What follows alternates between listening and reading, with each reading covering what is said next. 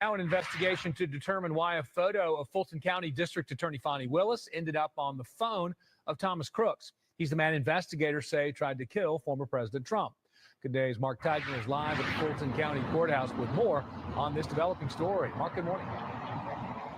Yeah, good morning, Buck. Certainly disconcerting and disturbing, to say the least. This issue now being looked at by the feds. I'm not supposed to be here tonight. Not supposed to be here. Yes, you are. Yes, you are. Former President Donald Trump recounts the moments a would-be assassin tried to take his life. Now CNN reports a photo of Fulton County District Attorney Fani Willis was found on the suspected shooter Thomas Crooks's phone. The information came out in a Secret Service FBI briefing. Crooks's motive for the assassination attempt isn't known. Law enforcement also found photos of former President Trump, President Biden, House Speaker Mike Johnson, House Minority Leader Hakeem Jeffries, former New York Mayor Rudy Giuliani, and other political leaders. All the photos appear to have been downloaded from the internet and weren't accompanied with any threats or messages. It was also revealed Crooks conducted online searches of Trump campaign events, as well as both the Republican and Democratic national conventions. I want to make sure that we stay safe. Willis has spoken about the threat she's faced while investigating President Trump. She has a full-time security detail and had to move out of her house. All the typical racial slurs that you can imagine. They're very grotesque things.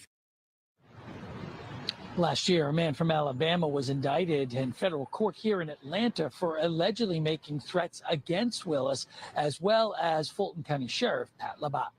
Reporting live from the Fulton County Courthouse in downtown, I'm Mark Teichner for Good Day Atlanta. Buck, back to you. All right, Mark, thank you. Now, pleading with Fani's office to explain how this guy, who as you can see is in a wheelchair, is a paraplegic, his legs do not work, how he could be charged with the crime of kicking a door down and assaulting a woman. That's the allegation from a crazy person. He's now been charged with a crime. He's being abused. His attorney, Andrew Fleischman, is trying to call some attention to this for good reason. When she's not sleeping with her special counsel, when she's not abusing disabled people, she's also out at NAACP conferences calling people who are attacking her scared little boys. And so we'll hear back more from Fani. But here's this ridiculous scandal and travesty, says Andrew Fleischman. He is an attorney. He works on behalf of the wrongfully and accused and unfairly convicted. And here's what he says. So my client is a paraplegic. All right. One day, a Fulton County Police Department officer asked him to come down and answer a few questions. A woman came into the police department and said he kicked her door down and assaulted her. And they were calling him down to arrest him, not to talk to him. He came down to the station. They arrested him. They said, sorry, sir, you can't kick down a door. That's illegal in this jurisdiction. So the client said, well, I actually didn't kick the door down, had some pretty good objections. I'm going to be doing this one on Fani Willis and Latricia James, the two that are now getting some karma coming back on them. I'm sorry about the lighting. The sun's kind of bright on that side. Maybe I'll pull that down in a minute. So anyways, let me go to the next one I have saved here. I put some of them up on my huge tube, so I'll go back to the page and let's use this one next. Enlarge that. Pleading with Fani's office to explain how this guy, who as you can see is in a... Must be this one. No, I think I was going to play this one next, actually. Here we go. And we are back, y'all. Thank you for watching today. Go ahead and hit that like button, people. You know that it helps us out. And of course, it helps you because for this content for you. So I hope that is enough. I mean, she just can't stay out of the news, y'all. You know, Letitia James is in the news, but Fani doesn't like for these other people, these other Trump foes to steal her spotlight. So Fani has to jump back in the news. And what we have right now is that the House Judiciary Committee presses Fulton DA's office for records and warns of action. So while your girl Letitia is the subject of a potential criminal investigation, it looks like she's being investigated for mortgage fraud. Your girl Fani is also being investigated by the United States House of Representatives. Let's take a look. The House Judiciary Committee, led by Representative Jim Jordan out of Ohio, is escalating its ongoing investigation into what it calls politically motivated prosecutions, focusing on Fulton County District Attorney's Office and its criminal case against President Donald Trump. Now, this article says that the committee announced Thursday that it continues to seek testimony and documents from 4 senior employees of District Attorney Fani Willis's office, including Chief Senior District Attorney Donald Wakeford. This marks the latest chapter in an inquiry that began in December 2023, when the committee opened its probe into the Georgia election interference case and Willis's alleged coordination. Now, that word coordination, sometimes people say collusion, okay? Coordination / collusion with the now defunct January 6th Select Committee. The committee's interest centers on a December 17, 2021 letter from Willis to then January 6th committee chairman, Representative Bernie Thompson, in which she reportedly requested access to transcripts, emails, and travel records. Members of her office later traveled to D.C. Now, if y'all remember, Nathan Wade said he went to D.C. You know, that's her boyfriend that she was paying out of the public coffers. And then in turn, I shouldn't say in turn. And then also he was buying her gifts and taking her on trips, supposedly with his own money, but who knows where the money came from, right? I mean, the money at that point may have been fungible and commingled. But anyway, members of her office later traveled to D.C. at taxpayer expense to meet with committee staff and review non-public materials, according to testimony from FCDAO Assistant DA Dexter Bond. Y'all remember Dexter Bond? If y'all don't know who Dexter Bond is, y'all should look him up. Y'all want a good laugh? That guy, just look him up. So Chairman Jordan and others argue that such coordination raises questions about the impartiality of the case against Trump and warrants federal legislative scrutiny.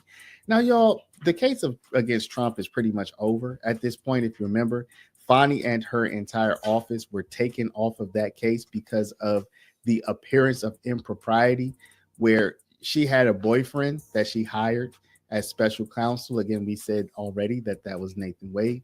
So she's been taken off the case. The case is pretty much dead at this point, but it looks like Jim Jordan wants to continue to investigate and see how it all came to be, and maybe if Fani and her office did anything inappropriate.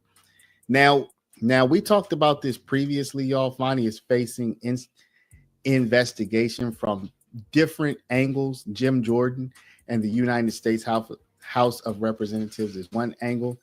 She also is facing inquiry by her own state Senate that has subpoenaed her to testify and said that if she does not come to testify. Now, remember, previously she did not testify, and said if she does not come to testify that they may actually lock her up.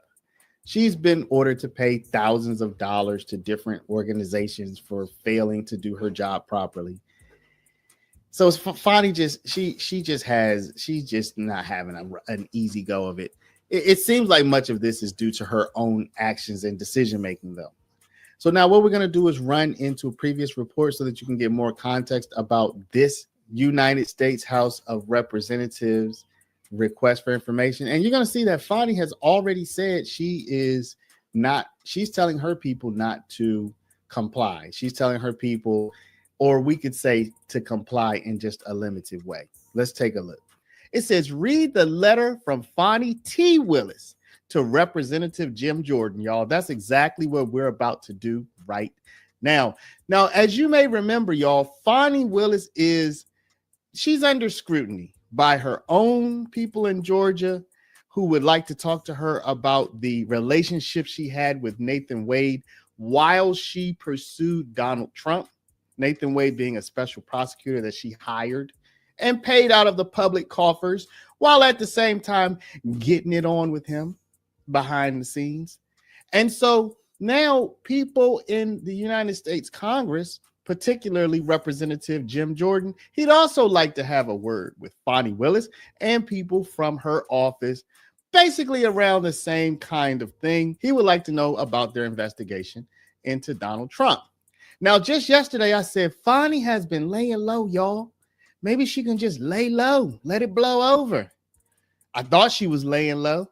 I haven't seen anybody else talking about this, y'all. This is from the New York Times. This is the letter that Fani wrote back to Representative. This is United States Congressman Jim Jordan. Y'all, I thought Fani was going to take the path of, let me just play nice, but let's read through this letter, y'all. We're going to read through the whole letter. It's not that long. I'm just going to get right into it, and we'll see what Fani said to Representative Jim Jordan. Dear Mr. Jordan, yet again, I am writing you in my official capacity as District Attorney of Fulton County and on behalf of my office regarding requests made by the House Judiciary Committee to several Fulton County employees asking for documents and testimony related to their work for the Fulton County District Attorney's Office.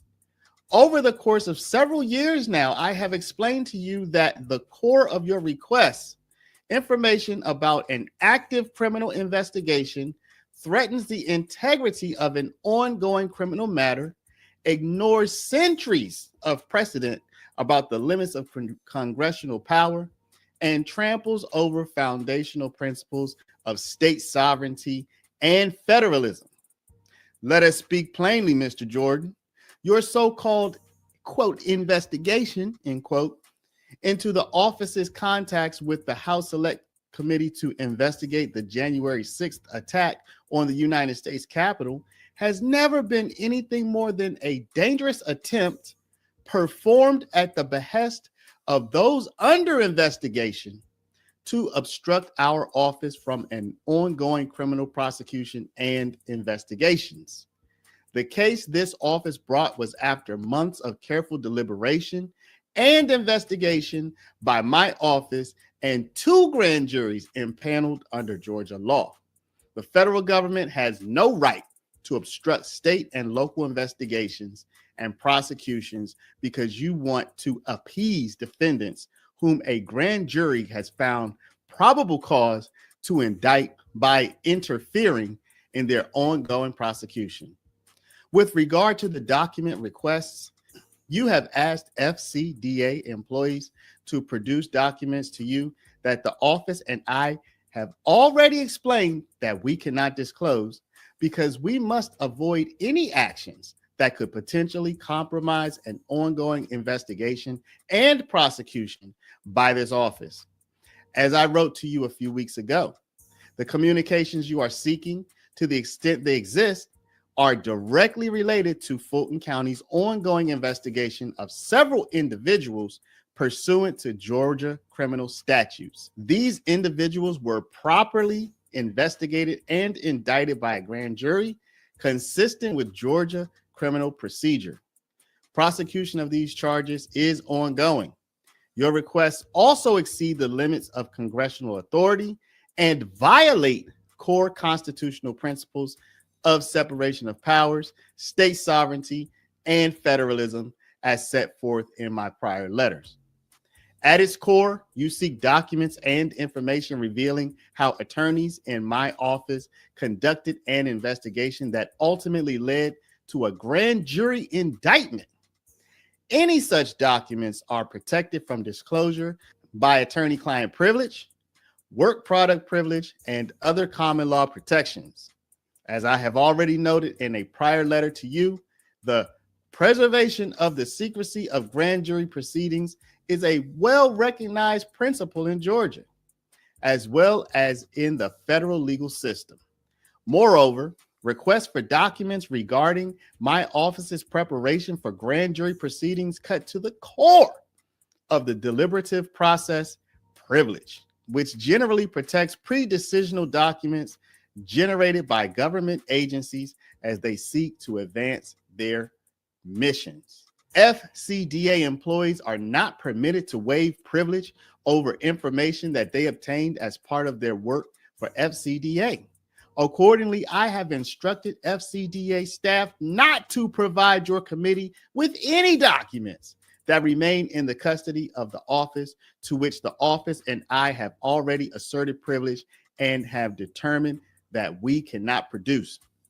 Furthermore, as the chairman of the House Judiciary Committee, You do not need to ask attorneys in Georgia to obtain potential communications with other congressional committees. The records of the House Select Committee to investigate the January 6th attack on the United States Capitol remain with the House of Representatives and within the House's access and control. Members of the Select Committee are your colleagues, and some still work in the same building as you. But instead, you have chosen to focus a multi-year inquiry on the actions of our office. Your only goal is to stop the pursuit of criminal justice by our office by targeting our employees, honorable public servants, and heroic Americans who, like me, should be like I, who, like me, have put themselves at risk to defend our democracy. Now, at the pinnacle of power, you are harassing them with frivolous requests instead of using your position to better our communities. It also bears mention that your latest request also makes clear that you were never interested in obtaining information about the FCDA's use of federal funds, as you have previously asserted. That line of inquiry was nothing more than a smokescreen designed to harass this office and distract from our focus on our core prosecutorial duties. Were you truly interested in ferreting out prosecutorial misconduct and corruption, you would stop wasting taxpayer money on your baseless pursuit of my office and instead turn your attention to the Trump administration's Justice Department. Talk about someone wasting money, the acting U.S. Attorney stealing for money. the Southern District of New York, Danielle Sassoon, received a corrupt quid pro quo involving acting Deputy Attorney General Emil Bove, who ordered the SDNY to dismiss charges without prejudice against New York City's mayor. As you are no doubt aware, Ms. Sassoon, along with at least 6 other senior level Justice Department officials, resigned rather than carry out the unlawful order. Where's your outrage about this perversion of justice? For my entire tenure as District Attorney of Fulton County, I have sought to honor my oath to the people of Georgia and to defend our shared Talk about lying. democracy, which emerged after centuries of racist violence and systemic oppression of Black, Brown, and Native peoples, women, religious minorities, LGBTQ plus people, and many others. Come what may, I will not stop defending my vision of a diverse, equitable, and inclusive society governed not by tyrants, but by rule of law. Accordingly, I have told my staff that they are allowed to speak with you voluntarily about matters that are not covered by privileges held by the office. Consistent with our direction to Attorney Nathan Wade, whom you have already interviewed, the FCDA will not waive any applicable legal protections or privileges. You knew Fannie Willis would go there relating with the to old its work racism on ongoing criminal matters, including our effort to hold individuals accountable for their role in an attempted coup. Sir, in closing, let me suggest you review the oath you swore to as a member of Congress, as required of you by Article 6 of the Constitution. That oath requires you to quote, support, and defend the Constitution of the United States against all enemies, foreign and domestic, and, quote, bear true faith and allegiance to that Constitution. You are confused. Do you understand your oath, responsibilities, and duties? That oath is not to those who commit crimes while abusing their power by seeking to undermine the very Constitution you are sworn to defend. Rather than honor and uphold the oath you took, you have chosen to expend your time attempting to bully me, which is a complete waste of your time. Might I suggest that instead of attempting to disrupt this office's work protecting the people of Fulton County, that you celebrate Black History Month by visiting children in your district to teach them about the many contributions African Americans have made to this country. including those who have advanced democracy by successfully advocating that this nation live up to the ideals that everyone is equal before the law and everyone has the right to have their voice heard through exercising their right to vote. That would be a much more productive use of your time. Wow. Y'all, I She mean, was going there. whoa, woo. Y'all, I saw this. I literally just read it now for the first time. All right. And I feel like she okay, Fani chose war, y'all. She selected war. I said yesterday, Fani seems like she laying low. I kind of was giving her a compliment. Nope, she wasn't laying low. She was just planning her attack. All right, y'all. So I'd like to know what y'all think about this. Of course, I would like for you to leave a comment down below. Where do you think this is going to go? Do you think I hope it leads to her going to jail big time. Totally deserves it. And he didn't get into. There's a lot of meetings that she had with the White House with Biden, Sleepy Joe back then, and I'd like to find out all the records on that. That's really what they don't want to let out, you know. So, okay, I'm going to play this Pam Bondi going after Fani Willis here. It's pretty good. Let me see if I can bring it up kind of quick here. A large retail sorry store about just that. I'll enlarge it a while. Skip ahead. In D.C., tension This was is at pretty an good, all-time actually. high. This guy The breaks it political down. climate had grown increasingly hostile, and the I'll get battle into for power Jason had James later. intensified. Both of them Pam are Bondi, the same United boat. States Attorney General under President Donald Trump, had been dealing with countless legal challenges over the past few years, but nothing like the one she was about to face. Fani Willis, the district attorney of Fulton County, Georgia, had recently made headlines when she announced charges against several high-profile figures, including President Trump. These charges were centered around accusations of quid pro quo, a classic move in the political game where one party allegedly offers something in exchange for political favor. The media had eagerly latched onto the narrative, pushing the story into the spotlight. But Pam Bondi wasn't one to be intimidated easily. As one of the most vocal defenders of President Trump, she had built a reputation for standing firm against what she viewed as politically motivated attacks. And this latest move by Fani Willis? It was no different in her eyes. The confrontation began when Fani Willis, in a highly publicized press conference, boldly accused Pam Bondi of being complicit in a scheme involving quid pro quo. She suggested that Bondi, acting under the direction of President Trump, had used her position to influence legal proceedings for political gain. The press loved it. Headlines screamed about the accusation, painting Bondi as part of a deep-seated conspiracy to manipulate the justice system. Bondi, however, wasn't about to let the charges stand without a fight. Within hours of Willis's press conference, Bondi issued a statement.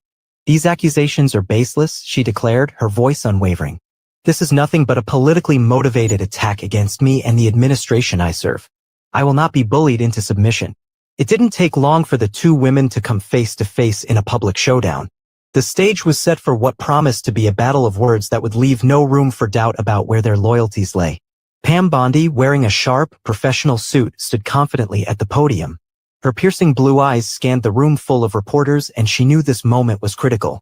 She had to make it clear that she wasn't going to let Fani Willis's accusations tarnish her reputation or the reputation of President Trump. "Fani Willis has made some serious allegations against me," Bondi began, her voice calm but filled with determination. "She claims that I was involved in a quid pro quo scheme. But let me tell you something, there is absolutely no truth to that. This is a deliberate attempt to attack the integrity of our legal system." The reporters in the room were hanging on her every word, knowing that this was about to get intense. Bondi paused for a moment before continuing. "Ms. Willis has based her entire case on flimsy accusations and hearsay," she said. "She has no hard evidence, no concrete proof, just a desire to paint me and the president as criminals. This is nothing more than an attempt to undermine the work we've been doing for the American people." At that moment, the tension in the room was palpable. Bondi's words had struck a nerve, and many of the reporters were starting to doubt the strength of the charges against her. But just as Bondi thought she had gained the upper hand, a familiar voice interrupted. Fani Willis had entered the room, her presence commanding attention. She was ready to fight fire with fire. The district attorney of Fulton County wasted no time addressing the press. Pam Bondi can deny all she wants, but the evidence is there, Willis said, her tone sharp and confident. We have witnesses, we have documents, and we have a case. If Pam Bondi thinks she can escape responsibility just by making empty statements, she's mistaken. The battle lines had been drawn. The stage was set for one of the most intense legal showdowns the country had ever seen. The room buzzed with a heightened sense of anticipation as Fani Willis continued her aggressive stance. Her words were cutting, precise, and calculated to inflict maximum damage. The media's cameras clicked rapidly as they captured every moment of the verbal duel.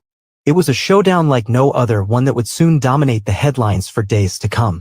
Fani Willis didn't waste any time elaborating on her accusations. Pam Bondi isn't just a puppet in this game, she said, her voice laced with conviction. She's the one pulling the strings. It's one thing to serve as a legal advisor to the president, but it's another thing to use that power to manipulate the very justice system you swore to uphold. The quid pro quo is real. We have the evidence. Bondi's eyes narrowed slightly as she locked gazes with Willis. She had expected this, of course. She knew that Willis would be relentless. But Bondi had a reputation for resilience, and she wasn't about to let herself be painted as a villain based on empty accusations. She straightened up at the podium, her voice steady and unwavering as she addressed the room. You want to talk about evidence, Fani?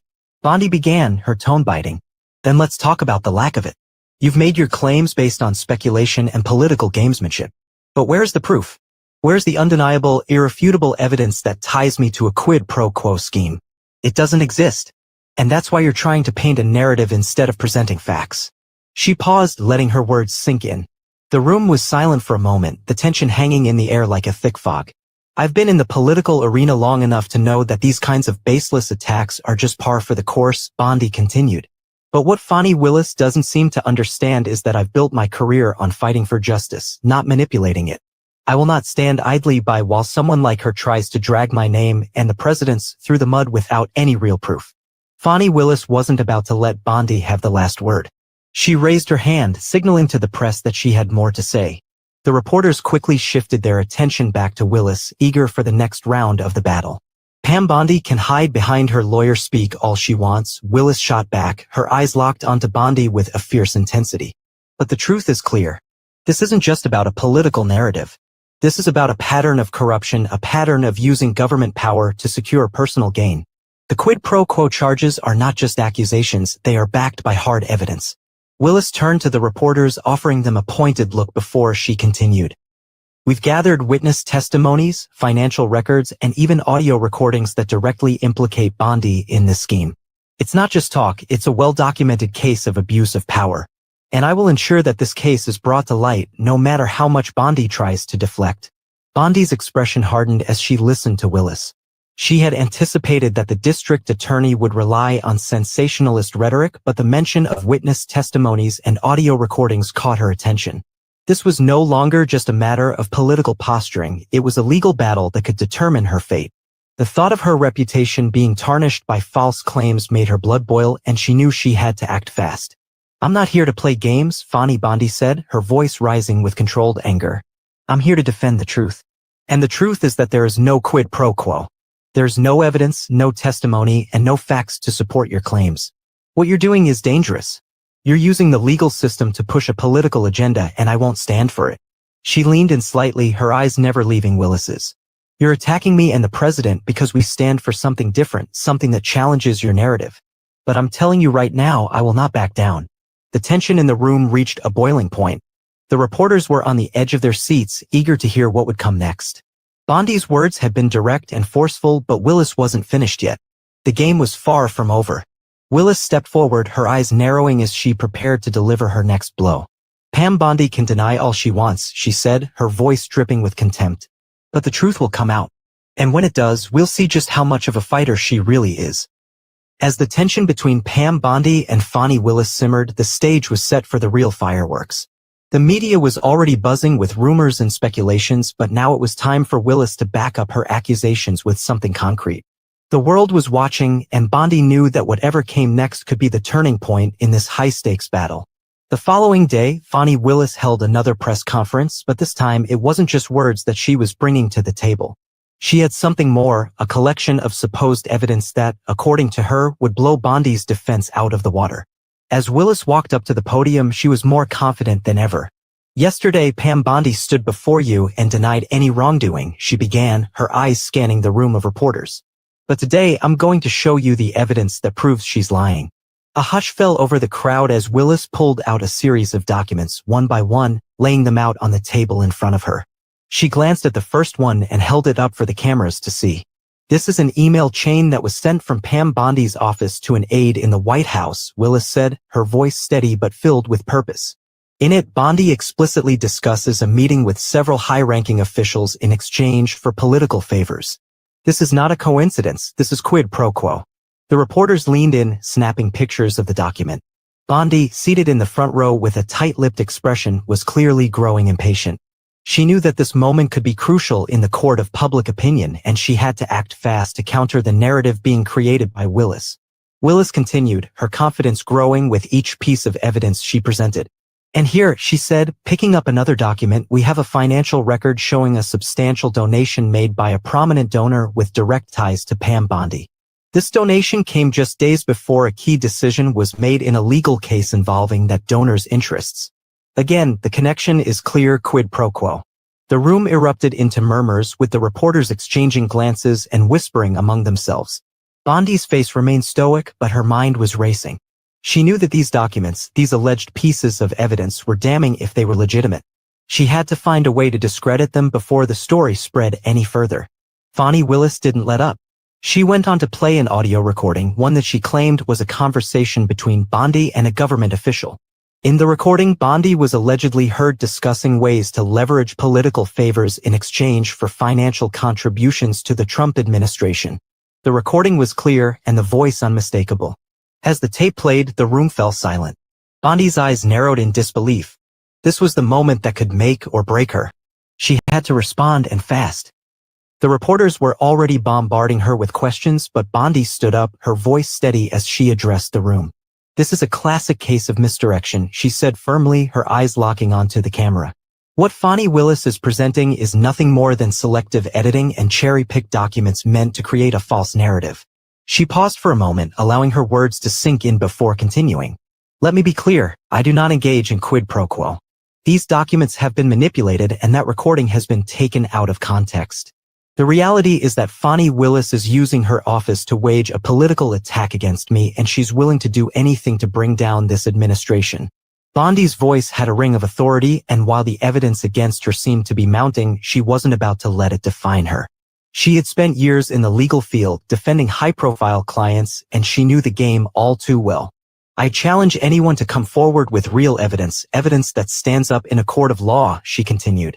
What we've seen here today is nothing but an attempt to manipulate the media and sway public opinion. It's a classic tactic in today's political landscape, and I won't be a pawn in this game. She turned to the reporters, her gaze unyielding. I have nothing to hide, and I will fight this every step of the way. Fani Willis's face remained impassive as she watched Bondi's rebuttal unfold. She knew that Bondi's words were calculated, but the question was whether the public would believe her. The press had already begun to spin the story, and it was clear that the battle was far from over. But as the conference ended and the cameras turned off, both women knew that the war for public opinion was just beginning.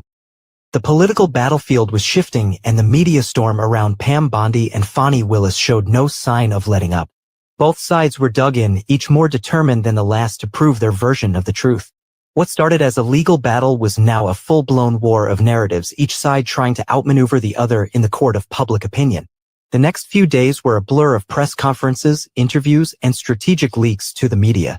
Bondi's defense team quickly mobilized, flooding the airwaves with their counterarguments. They went on the offensive, questioning the credibility of the documents Willis had presented. Bondi herself appeared on several major talk shows where she was grilled relentlessly by journalists. I've been in the trenches of politics for a long time, she said in one interview, her voice calm but resolute. I know how these things work. Fani Willis is using her position to push a political agenda, and she's willing to twist the facts to make her case. But make no mistake, I will not be intimidated by these attacks. Despite her confidence, Bondi knew that the weight of public perception was slowly turning against her. The media, ever hungry for scandal, had latched onto the story like a pit bull with a bone. Every twist and turn in the saga was analyzed, scrutinized, and dissected. Polls showed a growing divide in public opinion, with some Americans rallying behind Bondi's defense and others believing that the evidence against her was too strong to ignore. Meanwhile, Fani Willis continued to maintain her composure. She had already made significant headway in the media, and she wasn't about to let Bondi's attacks derail her momentum. The Fulton County District Attorney was speaking to the press almost daily, using her platform to further build her case. "We're not backing down," Willis told a reporter during one particularly tense exchange. "The evidence speaks for itself. Pam Bondi and others in the Trump administration have been using their positions of power for personal gain. This is corruption at its finest, and we will ensure that justice is served." Willis's words were powerful, and they resonated with many. She was positioning herself as the voice of the people, the one who would hold powerful figures accountable no matter the cost. But behind the scenes, she was also facing mounting pressure. The case she was pursuing was risky, and there were whispers that some of the evidence she presented might not be as ironclad as it seemed. Still, she was determined to see it through. On the other side, Bondi's legal team had begun preparing for what was inevitably coming, a courtroom showdown.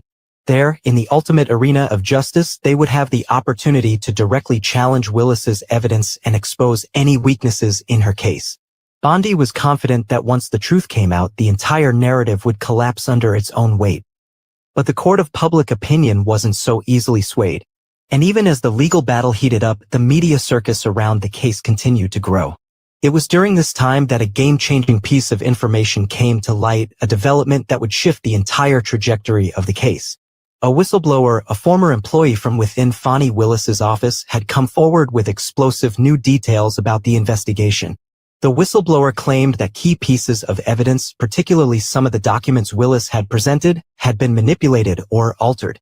The revelation sent shockwaves through the media. Bondi and her team immediately seized on this new information, calling for an immediate investigation into Willis's handling of the case. "Fani Willis has been caught red-handed," Bondi declared in a fiery statement. "The very foundation of her case is built on falsehoods and manipulation. This is a clear abuse of power, and I demand that the authorities investigate this immediately. The American people deserve the truth." The press conference that followed was nothing short of dramatic. Bondi stood before the cameras with a look of triumph, her demeanor now more assertive than ever. The whistleblower's testimony, combined with her team's efforts, had turned the tables. Willis, on the other hand, was not backing down.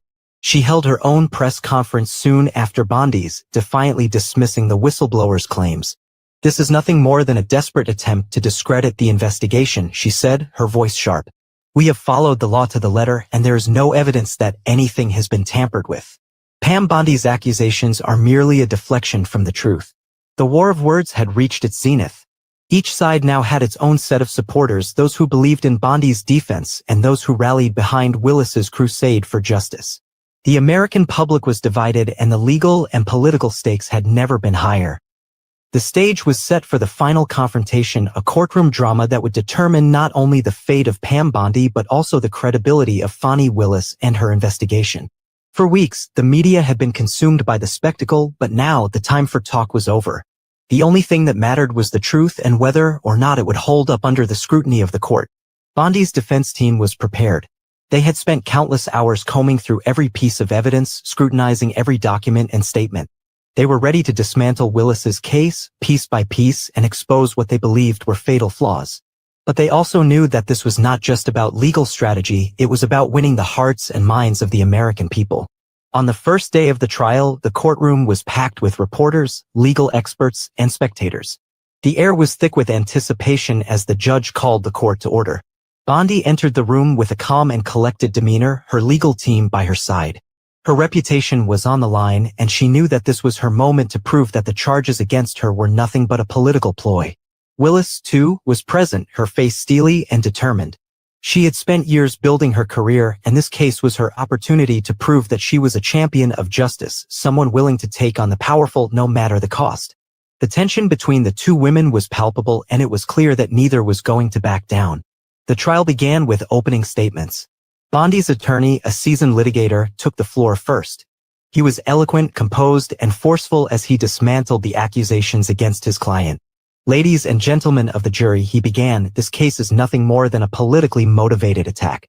There's no evidence, none, that proves Pam Bondi engaged in any wrongdoing. The documents presented by the prosecution have been manipulated, the recordings distorted.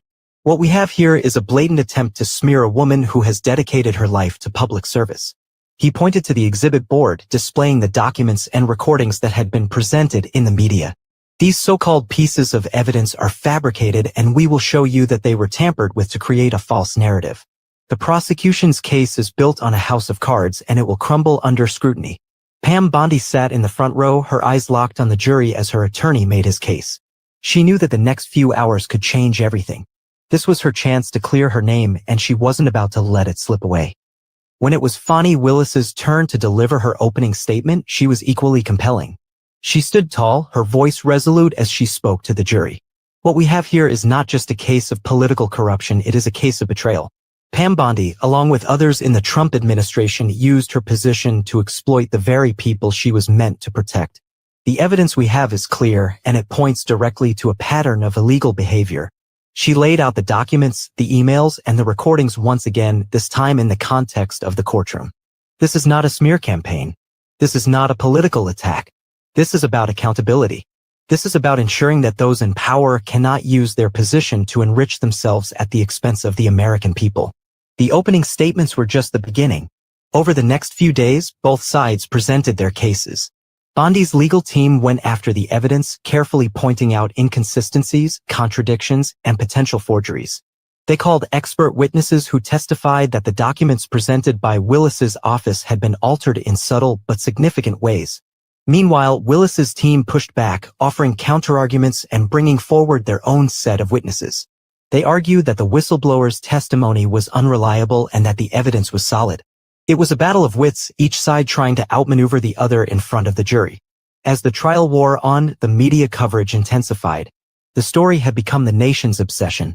Every development in the courtroom was dissected, analyzed, and debated. Social media exploded with opinions, memes, and hashtags. Some Americans believed that Bondi was the victim of a political witch hunt, while others were convinced that she was guilty of the charges leveled against her. The country seemed to be watching with bated breath, waiting for the final verdict. Then the turning point came. Bondi's defense team presented a smoking gun, an email that had somehow slipped through Willis's investigation.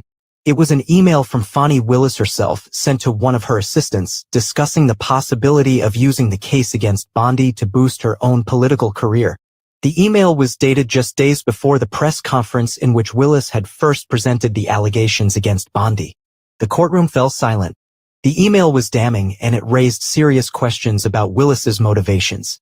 Bondi's team quickly capitalized on this new revelation, arguing that Willis had been pursuing the case for personal gain rather than out of a desire for justice. With the email in hand, the defense team made their closing arguments. Ladies and gentlemen of the jury, what we have here is a clear case of abuse of power, Bondi's attorney said. Fani Willis has used her office not to seek justice, but to further her own career. The evidence is clear. Pam Bondi is innocent. The jury deliberated for just under 3 days, the weight of the case bearing down on them.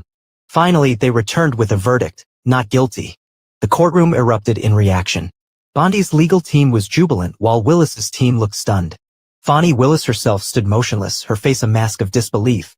The media, which had been so certain of Bondi's guilt, was now forced to turn the spotlight on the prosecution and question the integrity of the investigation. Pam Bondi left the courtroom a free woman, but the war was far from over. The public's attention would shift, but the scars of this battle would remain for a long time. Both Bondi and Willis had fought hard, and in the end, it was Bondi who had come out victorious. The media narrative was shifting again, this time focusing on the aftermath. Bondi had cleared her name, but Fani Willis's future as a political figure had been called into question. The case had ended, but the repercussions were far-reaching. In the end, the story wasn't just about the battle between two powerful women, it was about the forces that shaped their paths, the systems they navigated, and the costs of playing in the highest stakes of politics and power. What everyone think? They definitely try to use lawfare against conservatives when they do this, and they did it. She did it in a court that would definitely favor her side, you know. So I think I'm going to get onto Latricia James' case. I got several clips on that. Here we go. I'll play you this one first.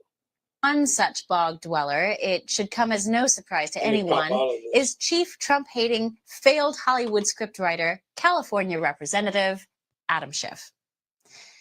Veteran investigators Christine Bish and John Stubbins filed an ethics complaint last week alleging that Adam Schiff committed fraud and perjury by declaring both his homes in California and Maryland as his primary residence, thereby violating state and federal laws, so they say. Now, many lawmakers keep a place in Washington, especially if they represent a state from far away, like Schiff does. But only one of their homes can be considered their primary residence. And if you're a lawmaker, your primary residence must technically be in the district you represent. Makes sense.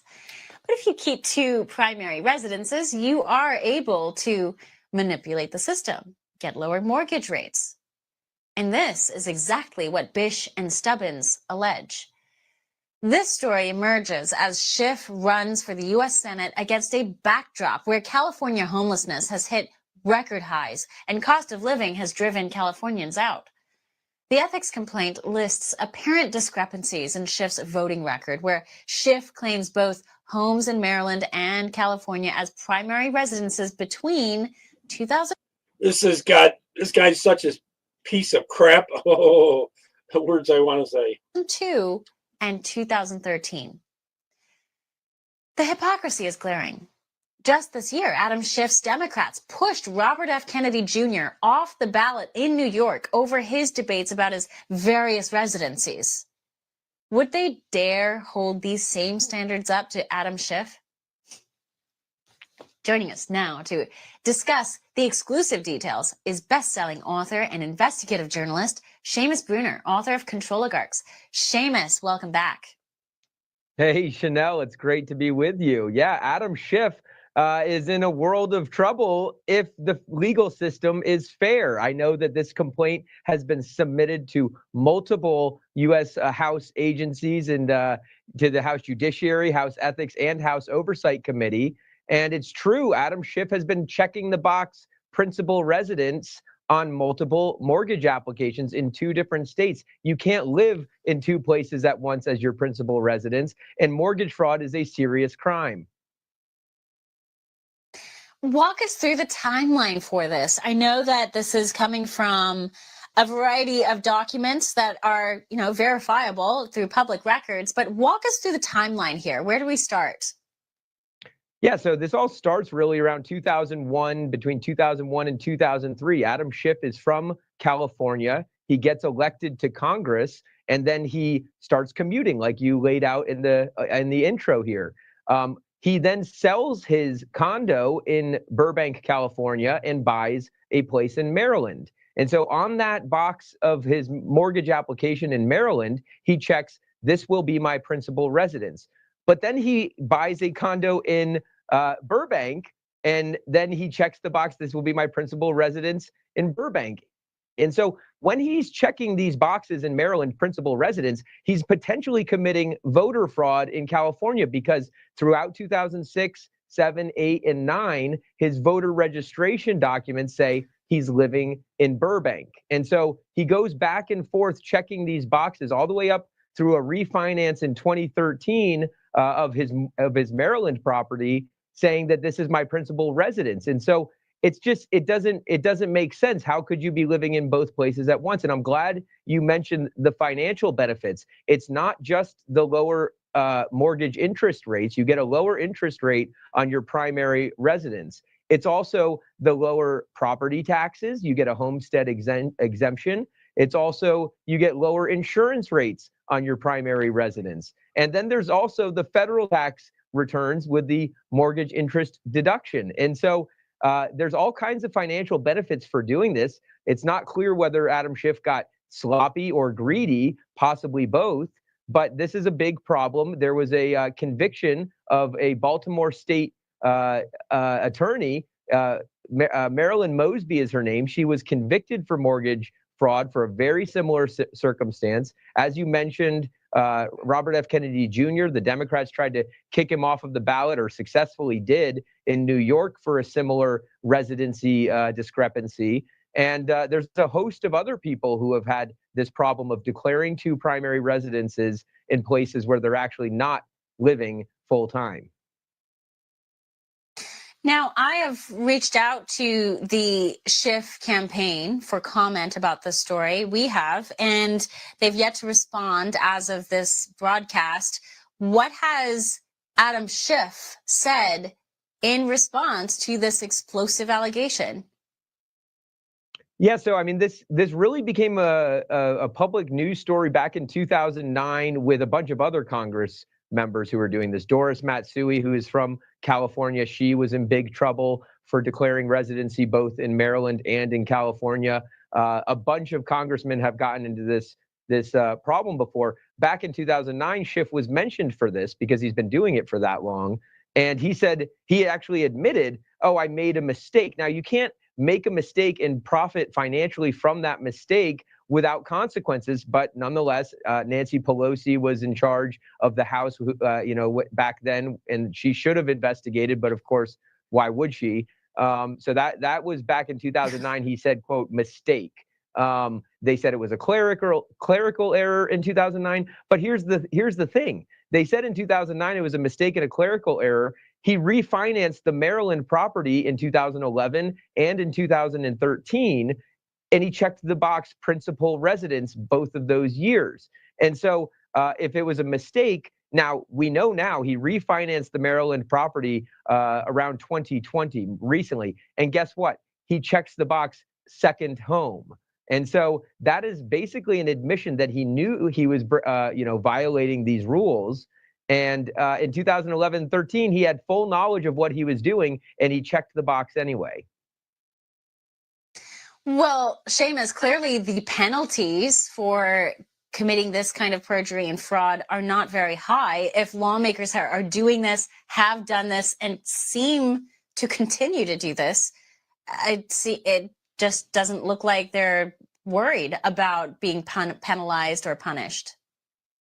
Yeah, if this were Donald Trump, they would have buried him under the prison by now. But for Adam Schiff, he gets off scot-free. And so what's really interesting actually is going to see how this develops, because in Maryland, the penalties are extremely harsh, much harsher than in California for committing mortgage fraud, for checking the wrong box on these loan applications.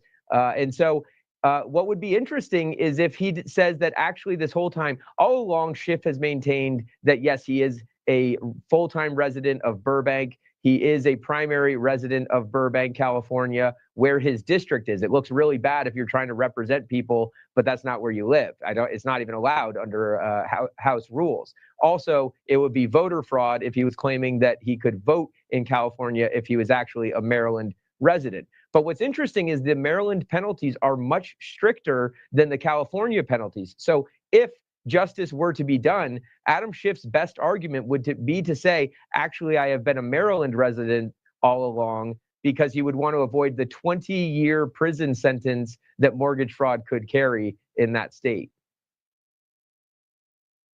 Incredible point. And that is something I guess the other lawmakers haven't really faced. They come from states that are a little more lenient about this. But again, Democrats seem to get away with this kind of stuff. I know you cover corruption and political corruption on both sides of the aisle, but inordinately, Democrats get away with these kinds of because they control so much of the shenanigans and judges. mistakes.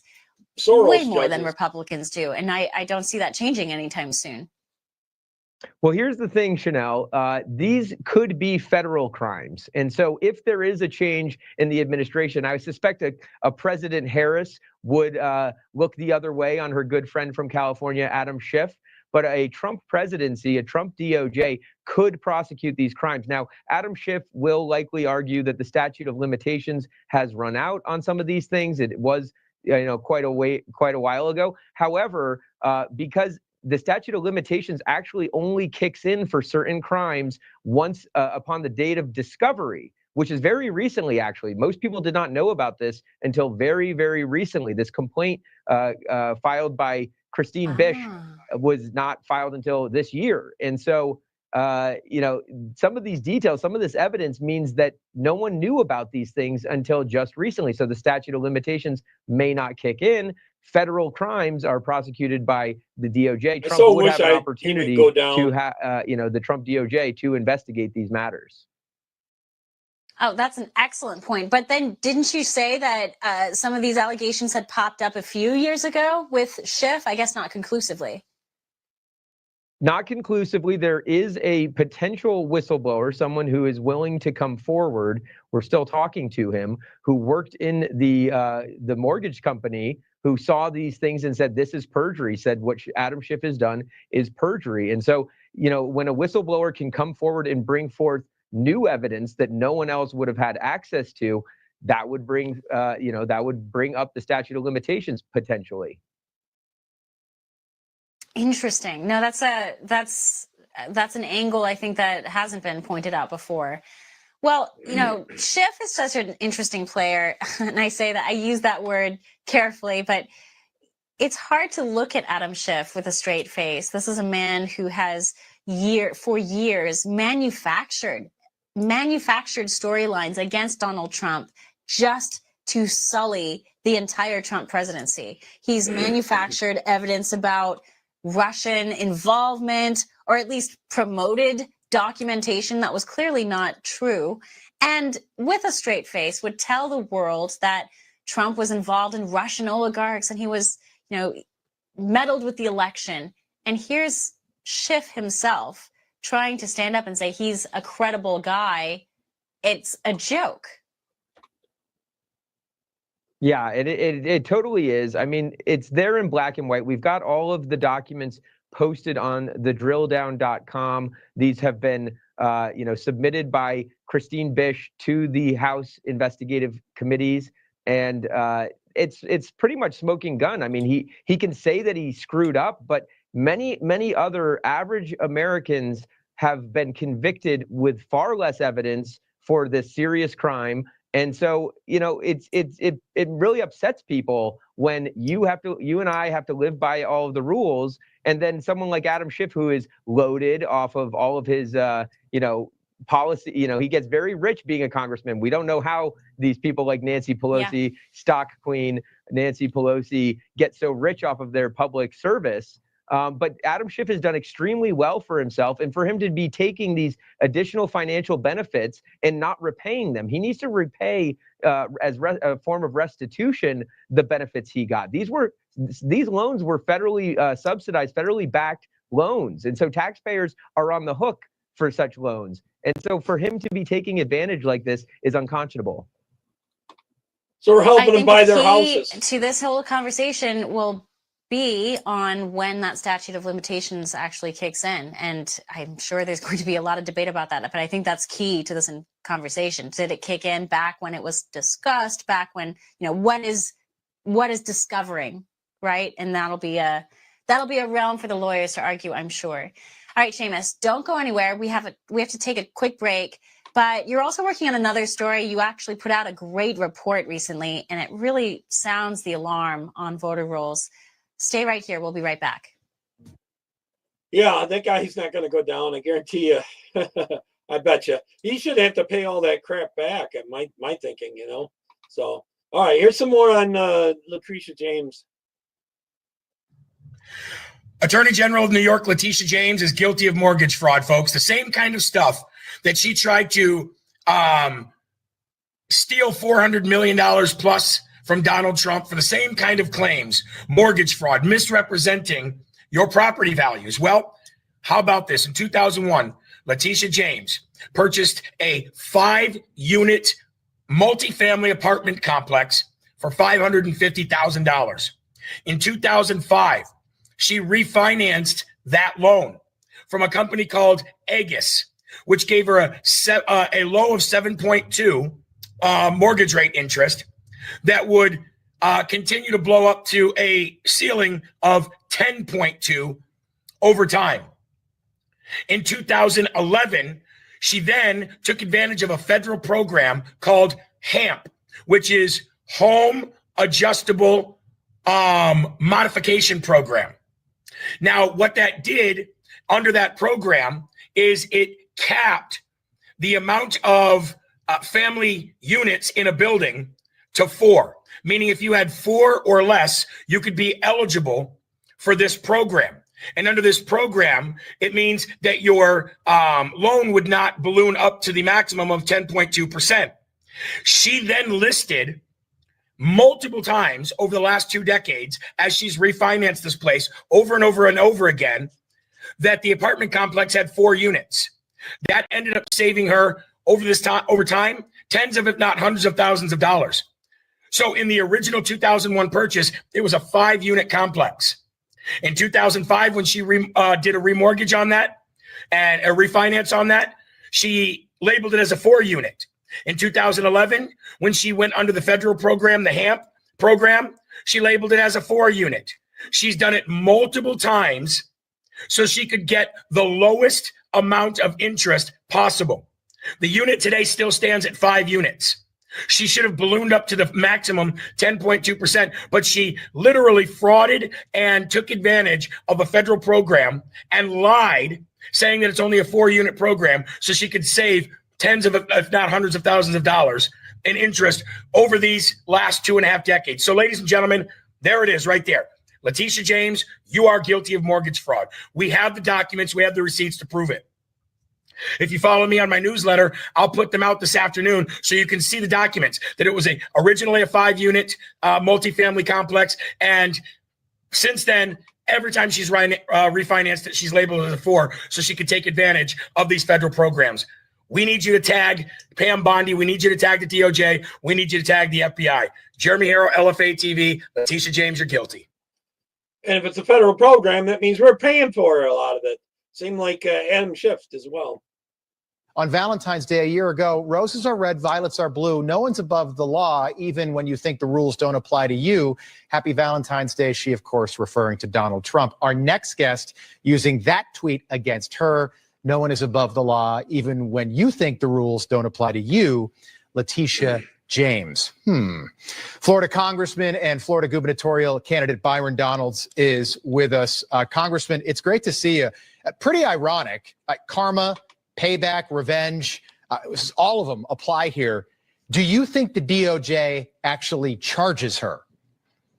Well, look, if it's clear that she violated the law and she was committing mortgage fraud, not to mention, as I understand it, if you're going to be the New York Attorney General, how are you claiming that you live in another state? That just doesn't work. And so if all these things pan out to be true, she should be charged. She was quick to charge Donald Trump, saying that he put fraudulent information on a loan application. Well, that's what she's accused of doing right now. And she also accused Donald Trump of saying that Mar-a-Lago is worth $18 million. I mean, we all know that was just stupid and a lie. So if they go through their investigation and they find evidence, probable cause, that she was committing mortgage fraud for her own benefit, of course she should be charged. That's the way our system of justice works. It all happened in 2023. So that's when she falsified these records, allegedly. And that was the same year she put Donald Trump on trial. Do you have any concerns about her being married to her father? Is that something we need to look into?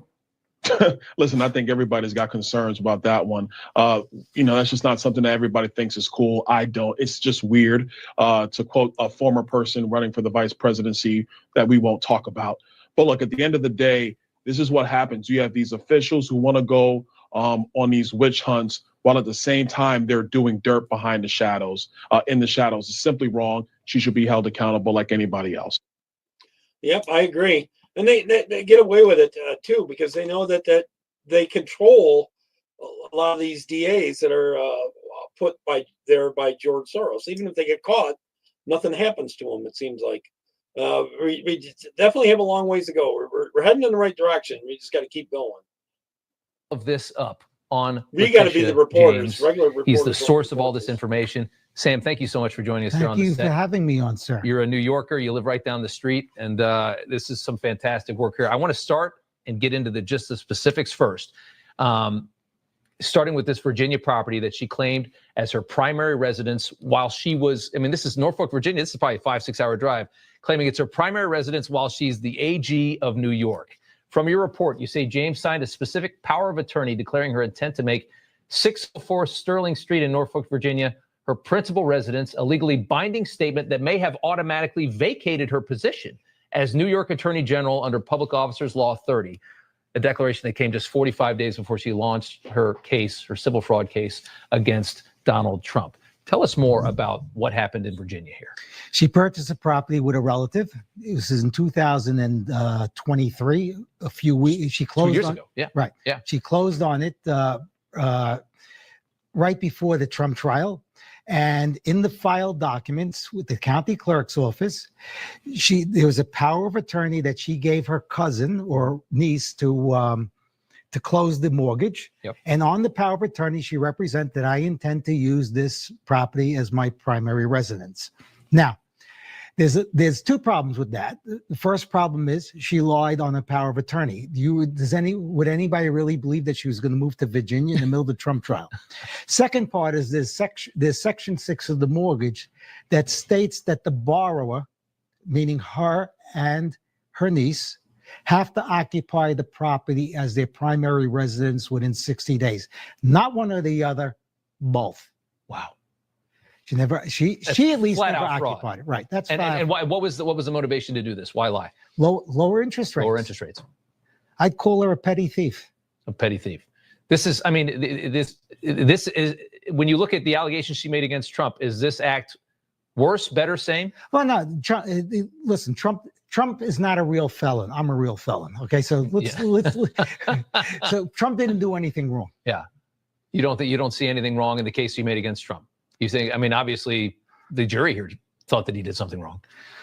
Well, listen, it seems like what every developer has ever done. You should have listened to the appellate arguments, because the appellate judges seem to be it seems like they're going to write an opinion that's going to vacate the entire case. Yeah. Okay. Yeah. It's because, I mean, it obviously was, we were all astounded by what they charged him for. That penalty was ridiculous. I want to move on here. Let's talk about Brooklyn, New York. This is her actual main residence. She walked out of this house this morning, a townhouse she owns. It's a multifamily home. You discovered James has been claiming that her townhouse is a 4-unit dwelling when it actually has 5 units. Why would she do this? To obtain lower mortgage rates. Again, motivation. If 1 to 4 units has different underwriting guidelines, and also insurance too, by the way, insurance fraud. Whereas if it's 5 or more units, it's considered a commercial property and also subject to different insurance guidelines. Right. She repeatedly lied because there's a certificate of occupancy that states that it's 5 units. And in New York, that rules. And it's unbelievable that that complaints were filed with the Department of Buildings, and they wrote it off as a minor problem, minor error. Where every other landlord in New York, if you pull that stunt, illegal conversion, having a building that's different from the certificate of occupancy, they will fine you. They will make you alter the building. She's flat out lying on these documents. She didn't deny anything about it. 1983, she takes out a $30,000 loan with her dad. She files it as a husband and wife. She's married to a father. Why? First of all, that was discovered by Joel Gilbert, not me. I don't want to take credit for anybody's work. Okay. All right. That was 1983. What he found was that she bought the house as daughter and mother, father and daughter. And then she, when they did the mortgage, it was husband and wife. As husband and wife. Also, you get different underwriting as husband and wife than as you buy it as, partners or different 2 family members. We have and now this is different from the Brooklyn home. This is a different property. I think it was in It reminds you of Omar. It's a long time ago. This is 40 Same thing with 42 years ago. We have brother allegations of flying private on taxpayer money, almost $42,000 to places like Martha's Vineyard, Puerto Rico. We have luxury hotels with mischaracterized unofficial filings. What can you tell us here? Let's break it down. Between 2021 and 2022, she used private jets to get around, spent $42,000 of taxpayer money. The vendor she spent the money on was called Venture Jets. No other government agency, because the information is out there, back to 2014, ever used Venture Jets or for private jet travel, period. Yeah. Then in 2022, when the government stops paying for it, her campaign starts paying for it. Now, let's go back to this stuff that the taxpayers paid for. If you align the payments for the for Venture Jets and those trips, because you don't pay jet travel net 30 days, you pay it COD, cash on delivery. Yeah. Okay. Some of those trips align with major campaign events that she was attending. That's a problem. That's a big, she has a lot of problems here. Right. It's unbelievable reporting. We've dug through, I think, the bulk of of what you have found, I believe.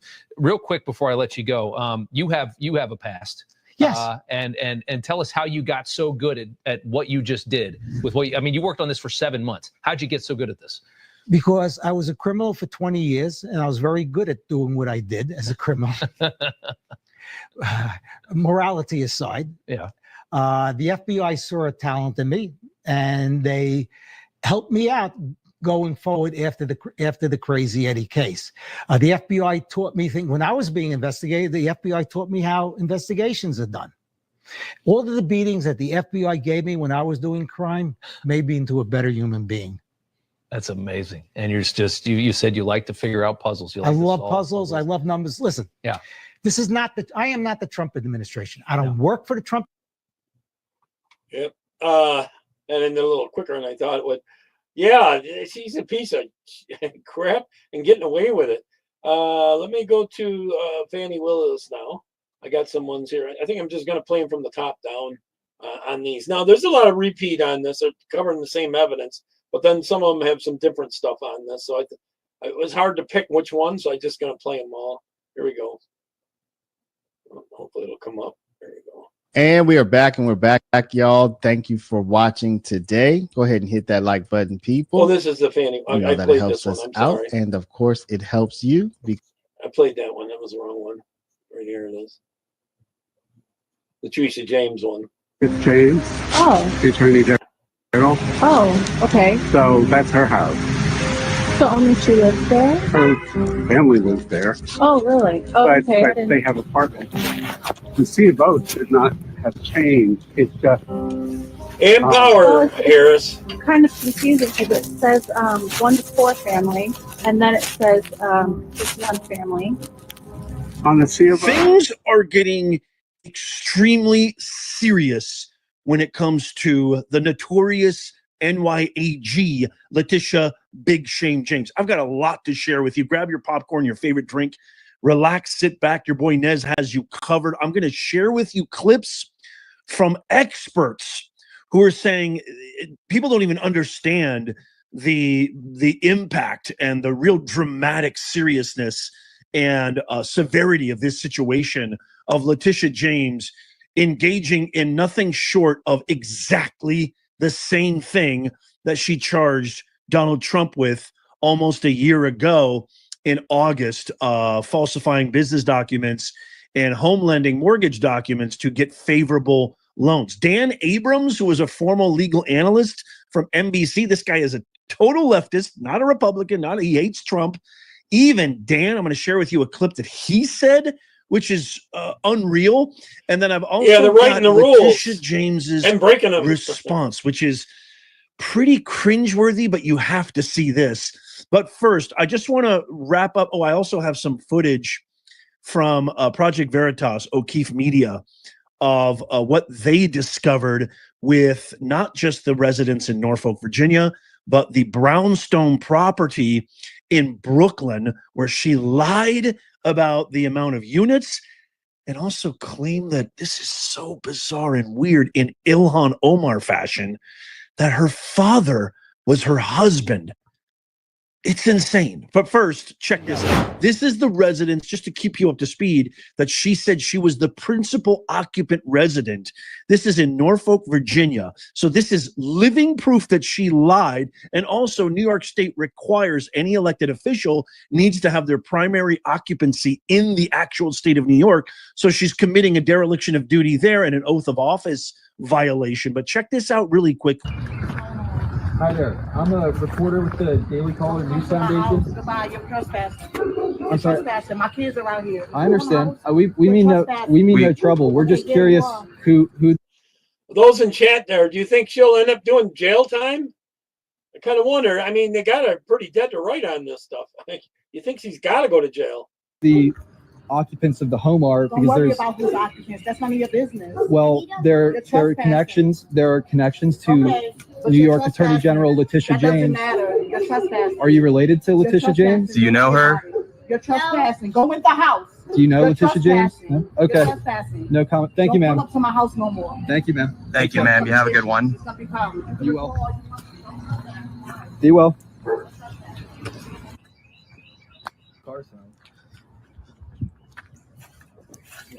There's a car parked in the driveway. Hello there, ma'am. No comment? Yeah, you're trespassing. Okay, well, who lives here? Who lives here, ma'am? No comment. Okay. Okay, so I didn't realize this at first in the video that I previously did when I shared that, but did you hear the little kid when asked, does Letitia James live here? And then the adult like quickly was like, get inside the house. The kid goes, no. He answered emphatically. You know, children usually tell the truth. I missed that in the first video. So I'm kind of glad that I shared this. But again, I love all your comments from that first video saying that, man, it sounded coordinated, it sounded pre-rehearsed. They both said the same thing. They both were unrelated to Letitia James. And it seems abundantly obvious that is not her primary residence. I mean, it's a simple question.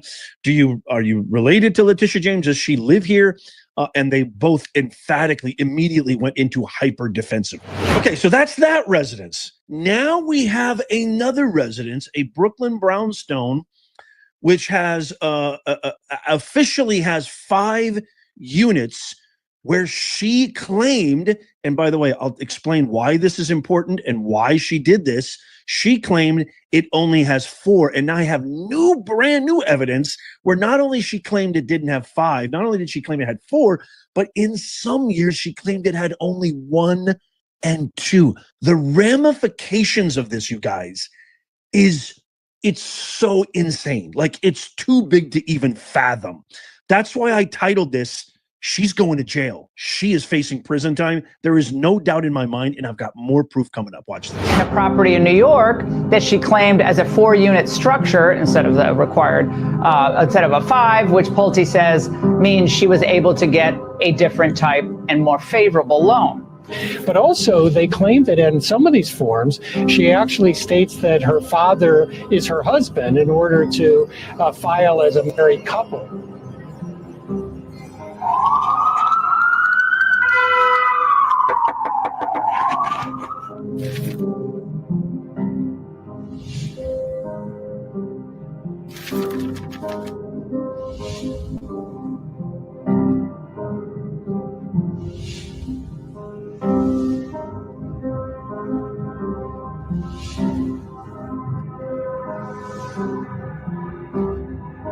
Questions also raised about James's Brooklyn home. 2001 city records show it was a 5-family dwelling, which experts say would require a commercial property loan with perhaps higher interest rates. But James allegedly listed it as a 4-family unit. We were knocking earlier and no one was answering, so we weren't sure. Okay. Well, you can always leave a note. I mean, you guys, this is such divine karma. It is such divine justice. It is so F around and find out. Fafo. It is so beautiful. It is so delicious. And it's just getting worse and worse and worse. Check this out. The certificate of occupancy. This is, again, not the Norfolk residence. This is that Brooklyn brownstone that you just saw footage of thanks to Project Veritas. The certificate of occupancy in January 26, 2001 was 5-family dwelling. Mortgage documents from 2001 over a 20-year period to 2021. In 2021, she claimed it as a 1-family. So it's 1,000,000 times worse than just knocking off 1 unit just casually. She knocked it off by 3, sometimes 4. And then 2001, 2007, 1 to 2, 2006, 1 to 3, 2003 to 2019, 4-family. Maybe because, I don't know, why did she do that? Because she tried every imaginable way to bleed the system to her advantage to get the favorable loan terms, tax, insurance. You got to understand, this is not just a way of getting favorable loan terms and a lesser interest rate. It also affects your insurance. It also affects your homeowner's warranty. It affects your property taxes. It affects everything. This is mortgage fraud at such a criminal level. It is absolutely insurmountable. I wanted to share this. This is from Mila Joy, who is a Fox and Friends contributor as well as a political analyst. She posted this on X very recently saying, I was a loan officer for a couple of decades. The difference between a 4-unit and 5-unit is tens and tens of thousands of dollars difference on monthly payments over the loan's life. Imagine what the difference is between 1 and 5 units, which we now discovered that she claimed. She also states Letitia James knew what she was doing. She committed blatant loan fraud. Lock her up. We also have a clip from Dan Abrams' show, who again was a former legal analyst for NBC. He is a far left a political commentator and TV show host. And if you could hear the dejection, the forlornness in his voice, and just listen to what he states. New York Attorney General Letitia James could be charged with a crime for mortgage fraud. Now, let me tell you, when I first heard that the Attorney General had been referred, there was a criminal referral made by the director of Federal Housing and Finance Agency, my initial response was, oh boy, here we go. Trump is just weaponizing the departments, and in this case, making a reference to the DOJ, and I'm sure this is all nonsense. And then I actually read what they were alleging. This is real. This is serious. And I think this could mean big trouble. There you have it from Dan Abrams. Also, I just want to say this before I share upcoming right now, if you made it this far, Letitia James's response to all this. Wow, wait till you hear this. Pam Bondi, the Attorney General for the United States of America, has now stated she is going to be looking into this extremely carefully. And I can't wait to see the outcome of this. Here, long awaited, big anticipation. We've all been waiting to see what's she going to say about this. There were some claims by certain reporters saying that they tried to approach her at her brownstone, or she was around her brownstone property in Brooklyn, and she pretended she was on her phone. They tried to ask her questions and flag her down, and she pretended she was on her phone and tried to dodge any question. Now she went on some strange. Now, when they go through this with Pam Bondi, they're going to get discovery. And I bet you a lot of other stuff is going to come out that she was all in on going after Trump on that. I guarantee you there's communications with some of the people doing this and other things. I'm wondering where that'll lead to. I bet you it's going to go on for a good 3 years and or more. And I hope she ends up in jail time and some other people go down with her, because I know they communicated with the Sleepy Joe's White House.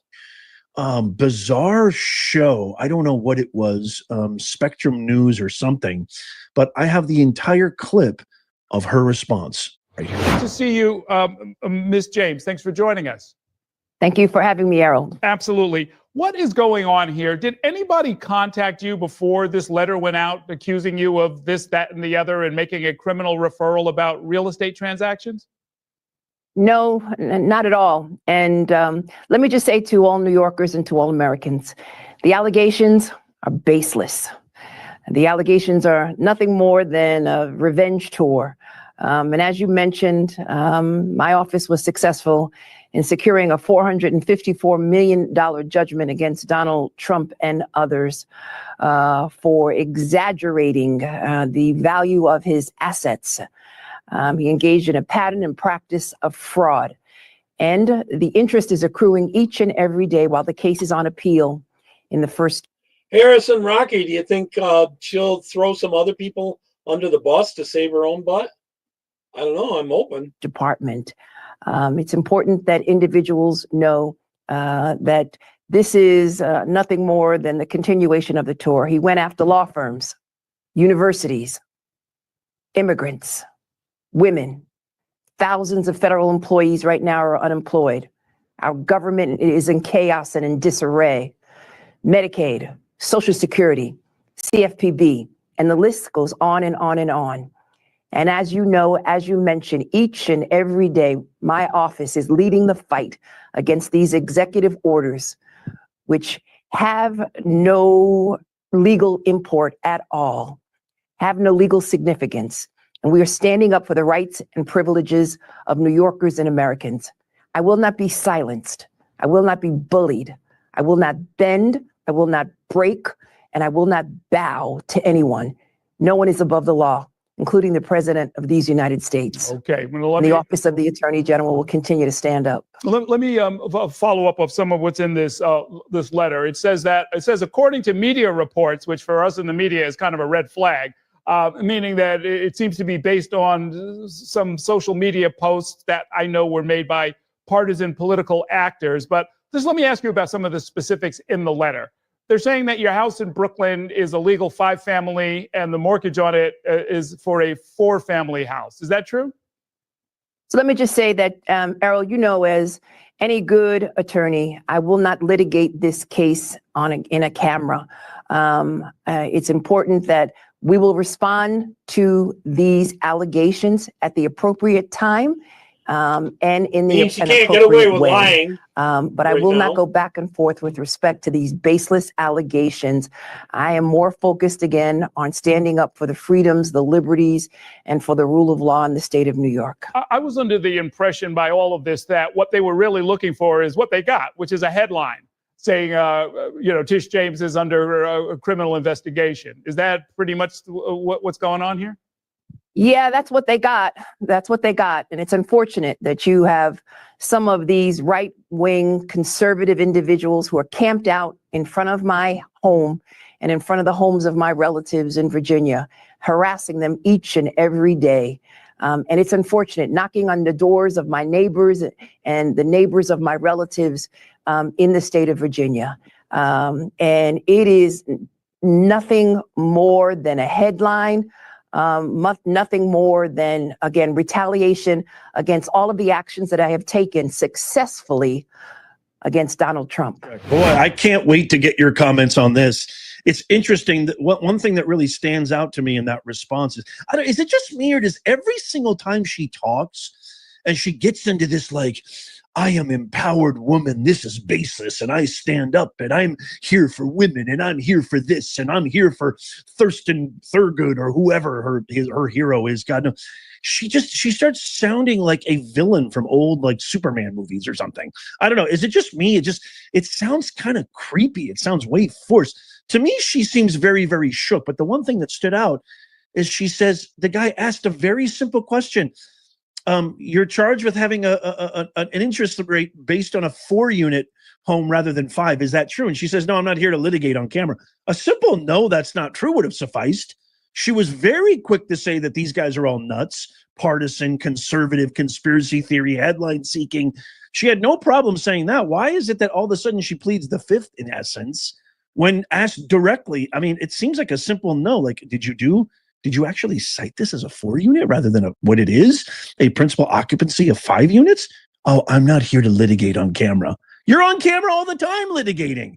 You were on camera and having press conferences every other week when you were charging Donald Trump, doing your, Elvira, I don't know, villain tone voice. I mean, some minutes she's Ghetto Crockett, another second she's, some super villain in a skin tight black suit or something. Another minute she just sounds completely unhinged. I don't know who's the real Letitia. Will the real Letitia please stand up? I don't know. But, it just seems very odd. It seems very strange to me. I can't wait to get your comments on this, but I go with Abrams. I go with Milledge. I go with the experts, Jonathan Turley. This is dead serious. And you better believe that the DOJ is going to pursue this to the fullest extent of the law.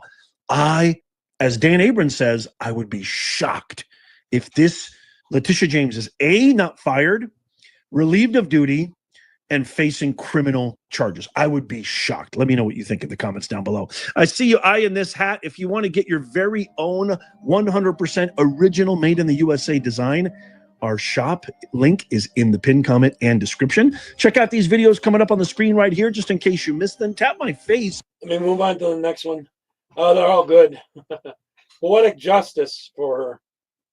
This is pretty good. Might have an ad. I'll mute it if it does. Yeah. Okay. Dang it.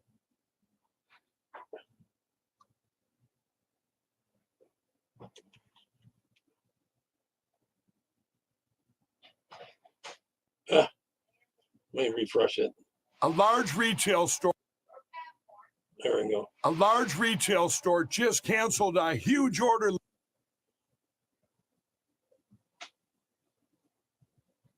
Tricky week for our friend the Trumpster. What with tariff fights and everyone losing their mind about illegal aliens being sent to, oh my God, El Salvador. Finally got it.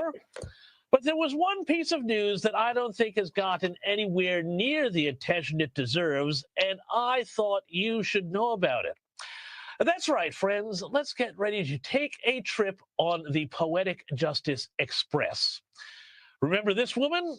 Yep, that's right. It is Letitia James, the deeply anti-Trump Attorney General of New York State, who has made her entire career, almost for the last decade, all about just one thing: bringing down Donald Trump and trying to chuck him out of office and into jail. I'm not kidding, by the way. You know, in 2018, when she ran for and won the position of Attorney General, she actually said this. Have a look. I will never be afraid to challenge this illegitimate president. He should be charged with obstructing justice. I believe that the president of these United States can be indicted for criminal offenses. I will be shining a bright light into every dark corner of his real estate dealings. And every dealing, demanding truthfulness at every turn. Illegitimate president? Oh my gosh, is she questioning an election? Well, we can't have that. But regular viewers of this program and outside, as she's stealing tax dollars from us, taking trips. Letitia, also known as Tish to her pals, may have let things get a little bit too personal when it came to trying a case against Trump back in 2023-24. And bring a case she did. Letitia James, you'll recall, she was the one who was responsible for that civil case against Donald Trump that claimed that he had inflated the value of his assets to get more favorable loans. Loans which, by the way, Trump paid back. So, I don't know, it's a little hard to see where the fraud was. And in fact, you know, to that point, his own bankers even testified that everything was fine. So, during the trial over the civil fraud, Letitia James, I gotta say, she reveled maybe a little bit too much in her role. Now, remember again, she thought she was going to be the one responsible for taking down Trump. She thought she would be the one who would be on the TV when across the country, white dudes for Harris yelled, "Hey, honey, get in here and bring your boyfriend. They finally got Trump."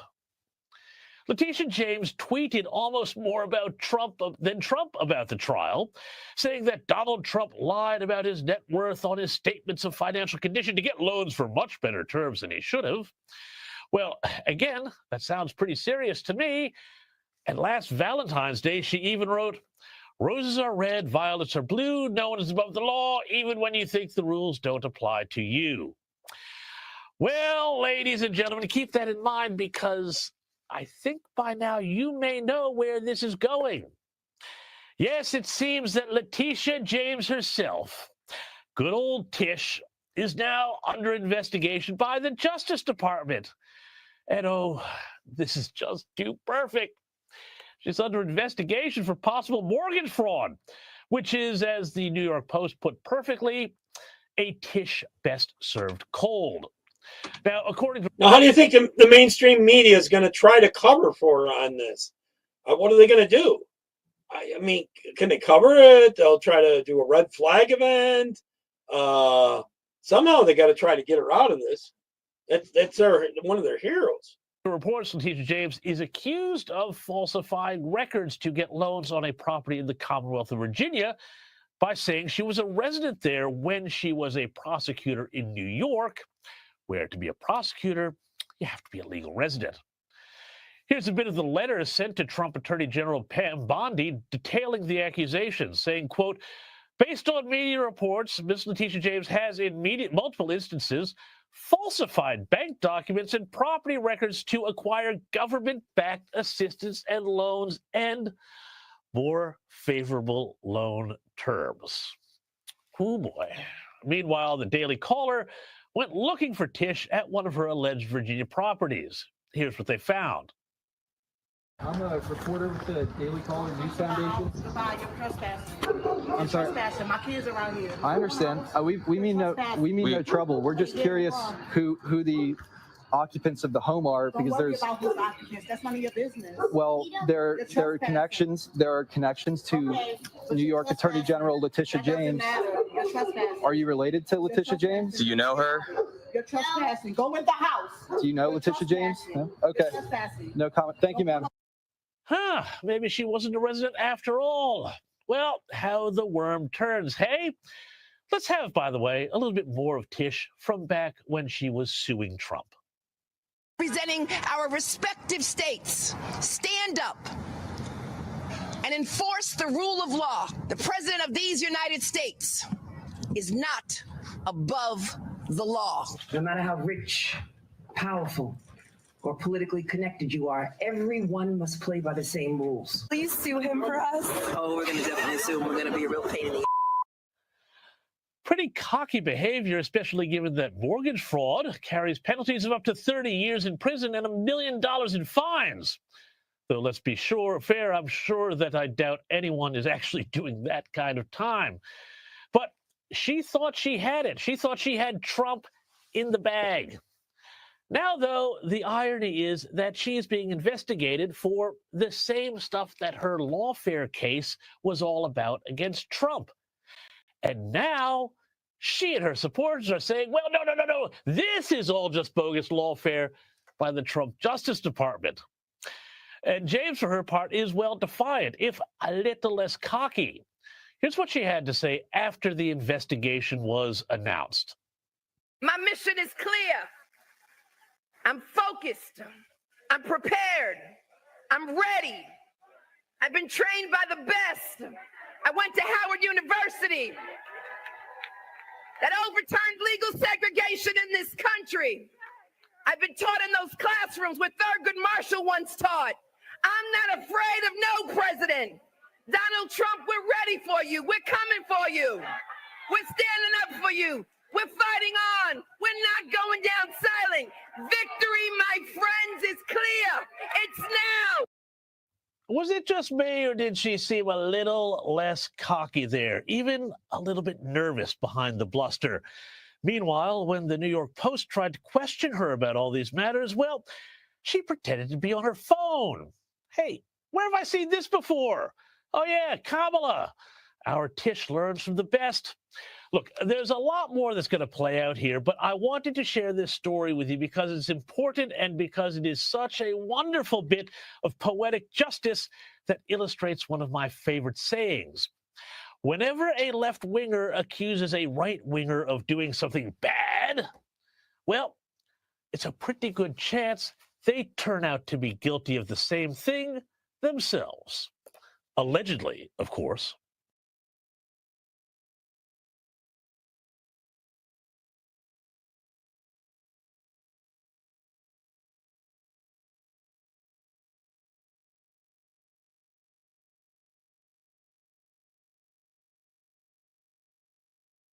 This is a huge deal. Letitia James, Attorney General of the state of New York, may be on the wrong end of the law herself.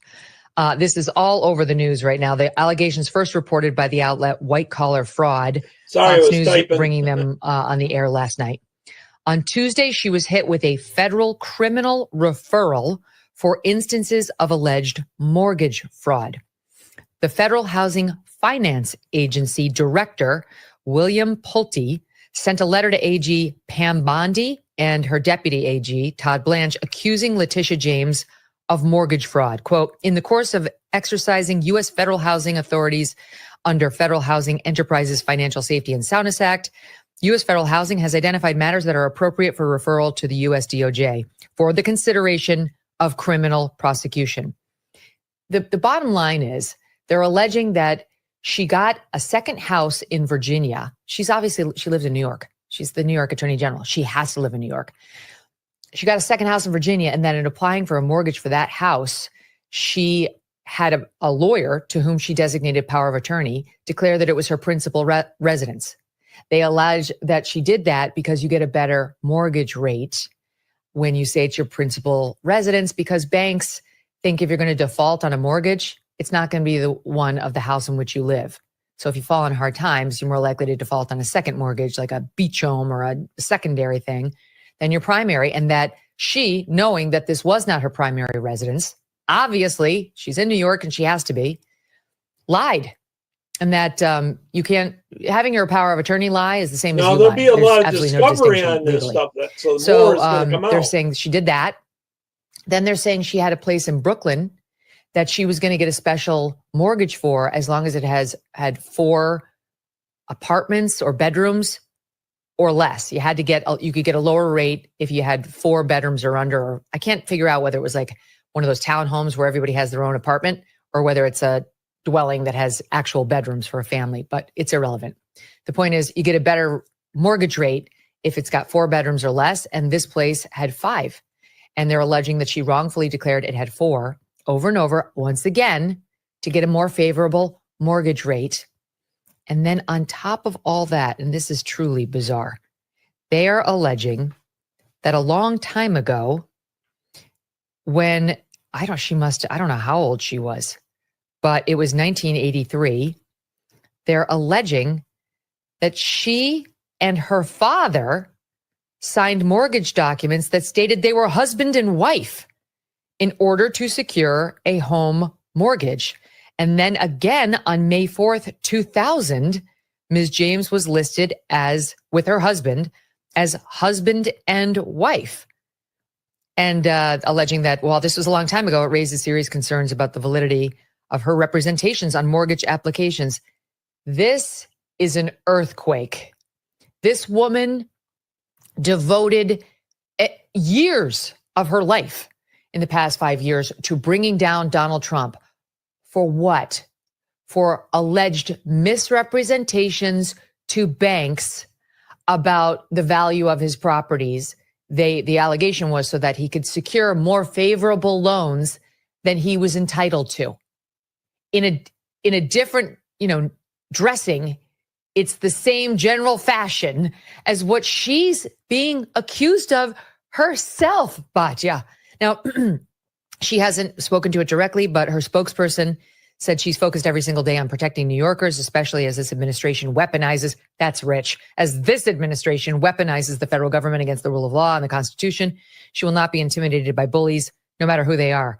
But this is unbelievable. And if one word of this is true, she is in a world of trouble right now. Your thoughts? It's so amazing because I always say Donald Trump has a real genius for bringing out the lowest qualities in his opponents. You look at how the Democrats have turned on all of their own values the minute they suspected Trump of supporting them, whether it was standing up for the working class or standing up for free speech or standing up for women, as you point out all the time, Megyn. They simply will not ever cease or hesitate to retreat from their own values if they think Donald Trump may be representing them. But here we have something even more delicious, which is that it was revealed that the person attacking him for all of these trumped up, ridiculous charges, who went after him for the pure sake of going after the political rival of the Democrats because he was more popular than the Democrats, that she was herself allegedly engaged in the very things that she was pretending he was doing, which he was not actually doing. It is just chef's kiss, Megyn, because it is such a parallel for the Democrats who accuse Donald Trump of being a threat to democracy while themselves undermining democracy. They accuse him of weaponizing the law while themselves weaponizing the law. And this is just like such a beautiful, perfect bow on top of the box of their hypocrisy, where he again and again comes out ahead. It's incredible. She's going to be hoisted on her own petard because she's spent the past 4 years, arguing about how no one is above the law, the powerful must be treated the same as the poor. That just because you're rich and famous doesn't give you the right to manipulate the banking system to get more favorable loans. Oh my God. All of that is going to be shoved right down her throat and into her craw in the context of this investigation and this case.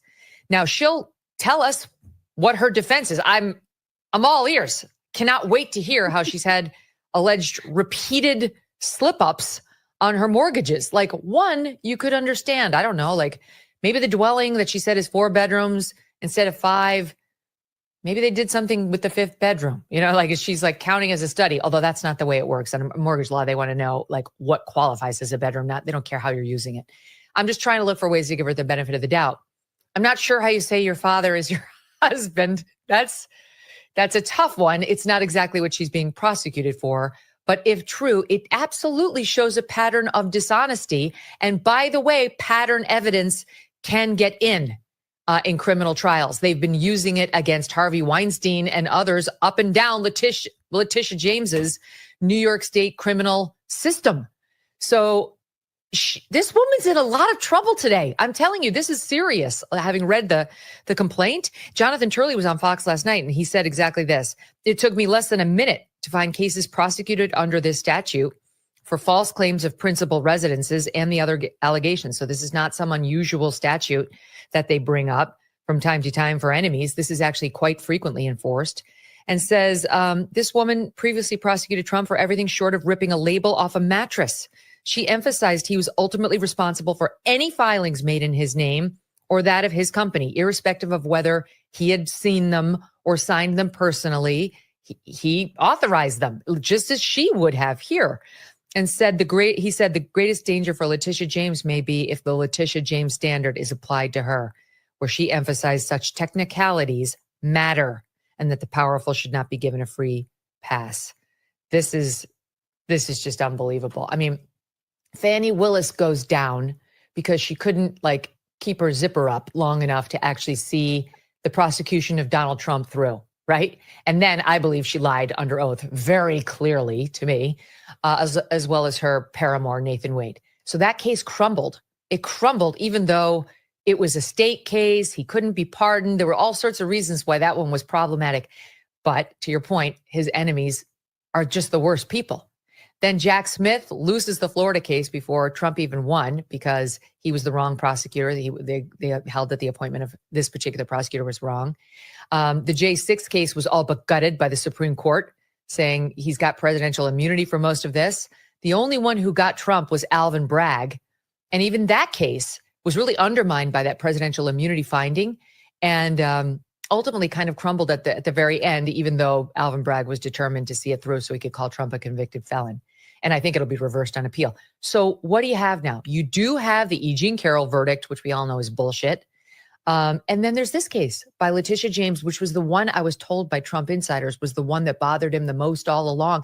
It's his company, his near and dear company. And what's being alleged in this lawsuit is that that case was pursued by an alleged fraudster herself. Yeah. And if this is true, I mean, Megyn, if you had done this stuff, right, like the stuff she's accused of doing, you might sort of hesitate before going out and having the most high profile person on planet Earth be accused by you of the same exact things. So you have to understand here, how is it possible that she could have staked so much knowing that she had done the same thing if this is all true? And I think the answer to that is really important.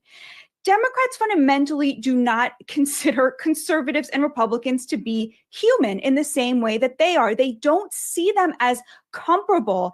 And the confidence with which she used the justice system to go after Trump for the very crimes that she herself is alleged of having committed suggests to me this kind of confidence that the system will always work not justly, but in their favor, right? There's a kind of unconscious acknowledgement here, an admission, if you will, that they believe that they are not held to the same standard as conservatives and Republicans, and certainly Donald Trump. And I think for me, that's what's really interesting about this. She was out there with the red drape, tempting the bull. Who could forget the many times we heard this from her in SOT 3? I will never be afraid to challenge this illegitimate president when our fundamental rights are at stake. I believe that the president of these United States can be indicted for criminal offenses. Will you sue him for us? Oh, we're going to definitely sue him. We're going to be a real pain in the He's going to know my name personally. That man in the White House who can't go a day without threatening our fundamental rights. Yes, we need to focus on Donald Trump and his abuses. We need to follow his money. We need to find out where he's laundered money.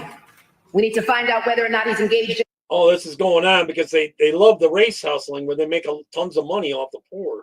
They're constantly keeping them divided and making them think they can't get ahead because of race and all that kind of stuff. And they make tons of money off of it. In conspiracy. Look at that shooting case that recently. the days of Donald Trump are coming to an end. I look forward to going into the office of Attorney General every day, suing him, defending your rights, and then going home. That's a Fox News, but it's not unbelievable. You've heard about tariffs recently.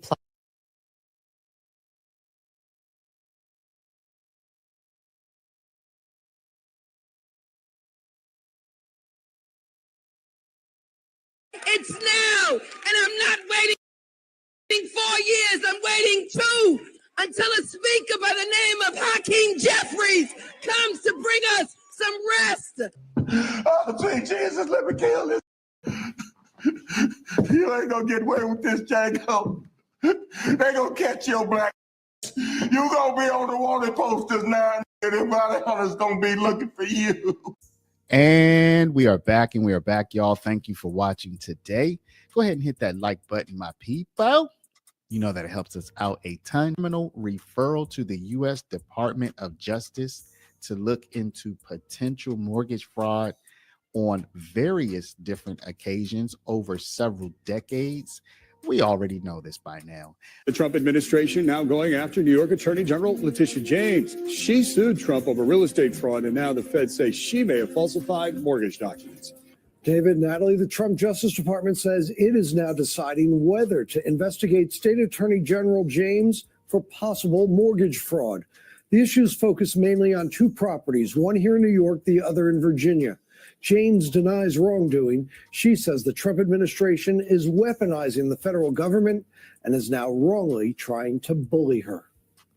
This Norfolk, Virginia home is co-owned by Attorney General Letitia James. That, according to records that appear to show she may have claimed that house as her principal residence.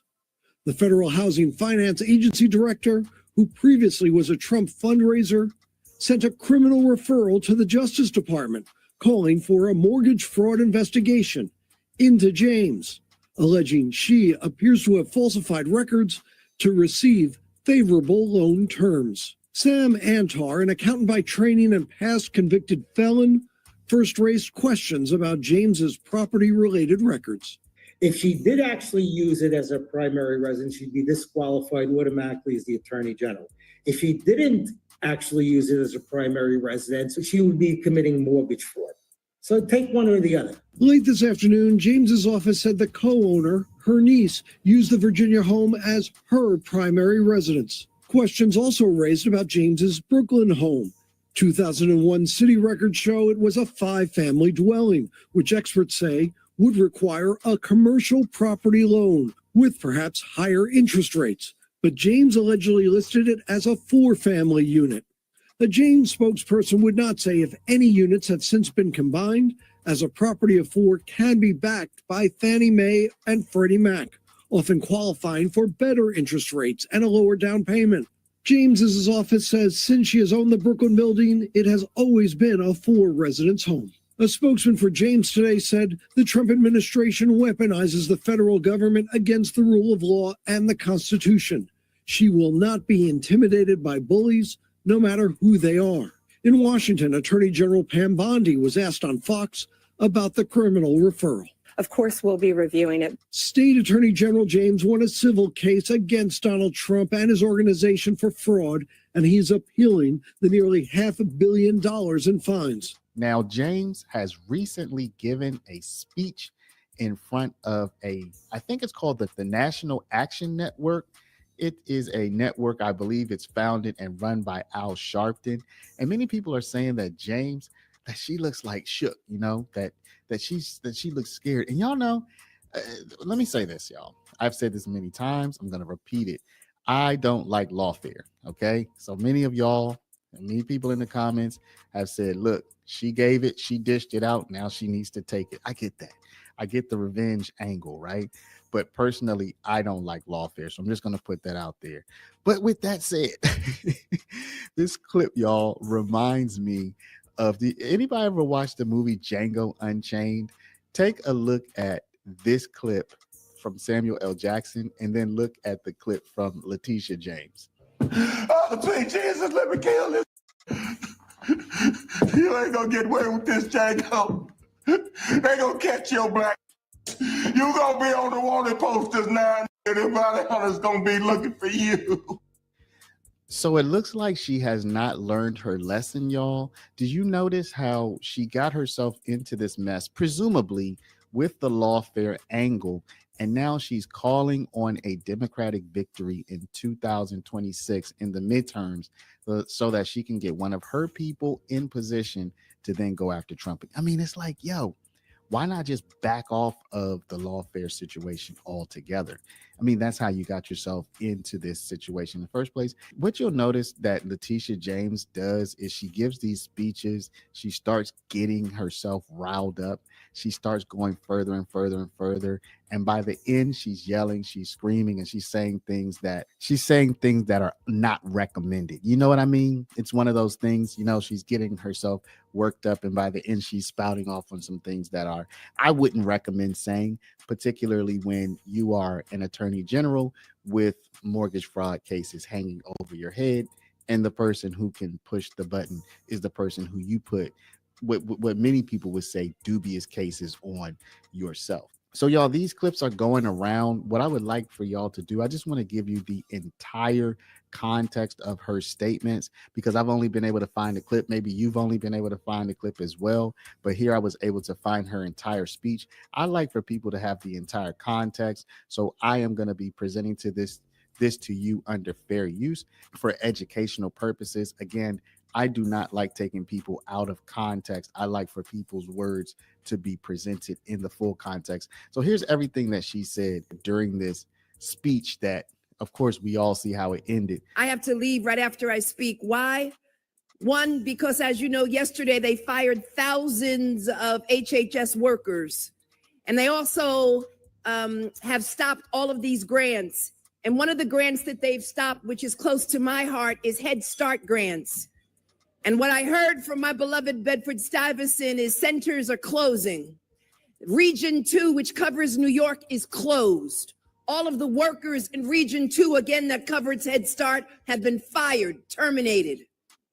The HEAP grants for individuals who need assistance with heat during the winter, that has been dismantled.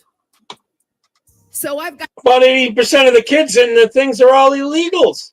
Americans aren't having kids anymore, and it's all illegals and their kids.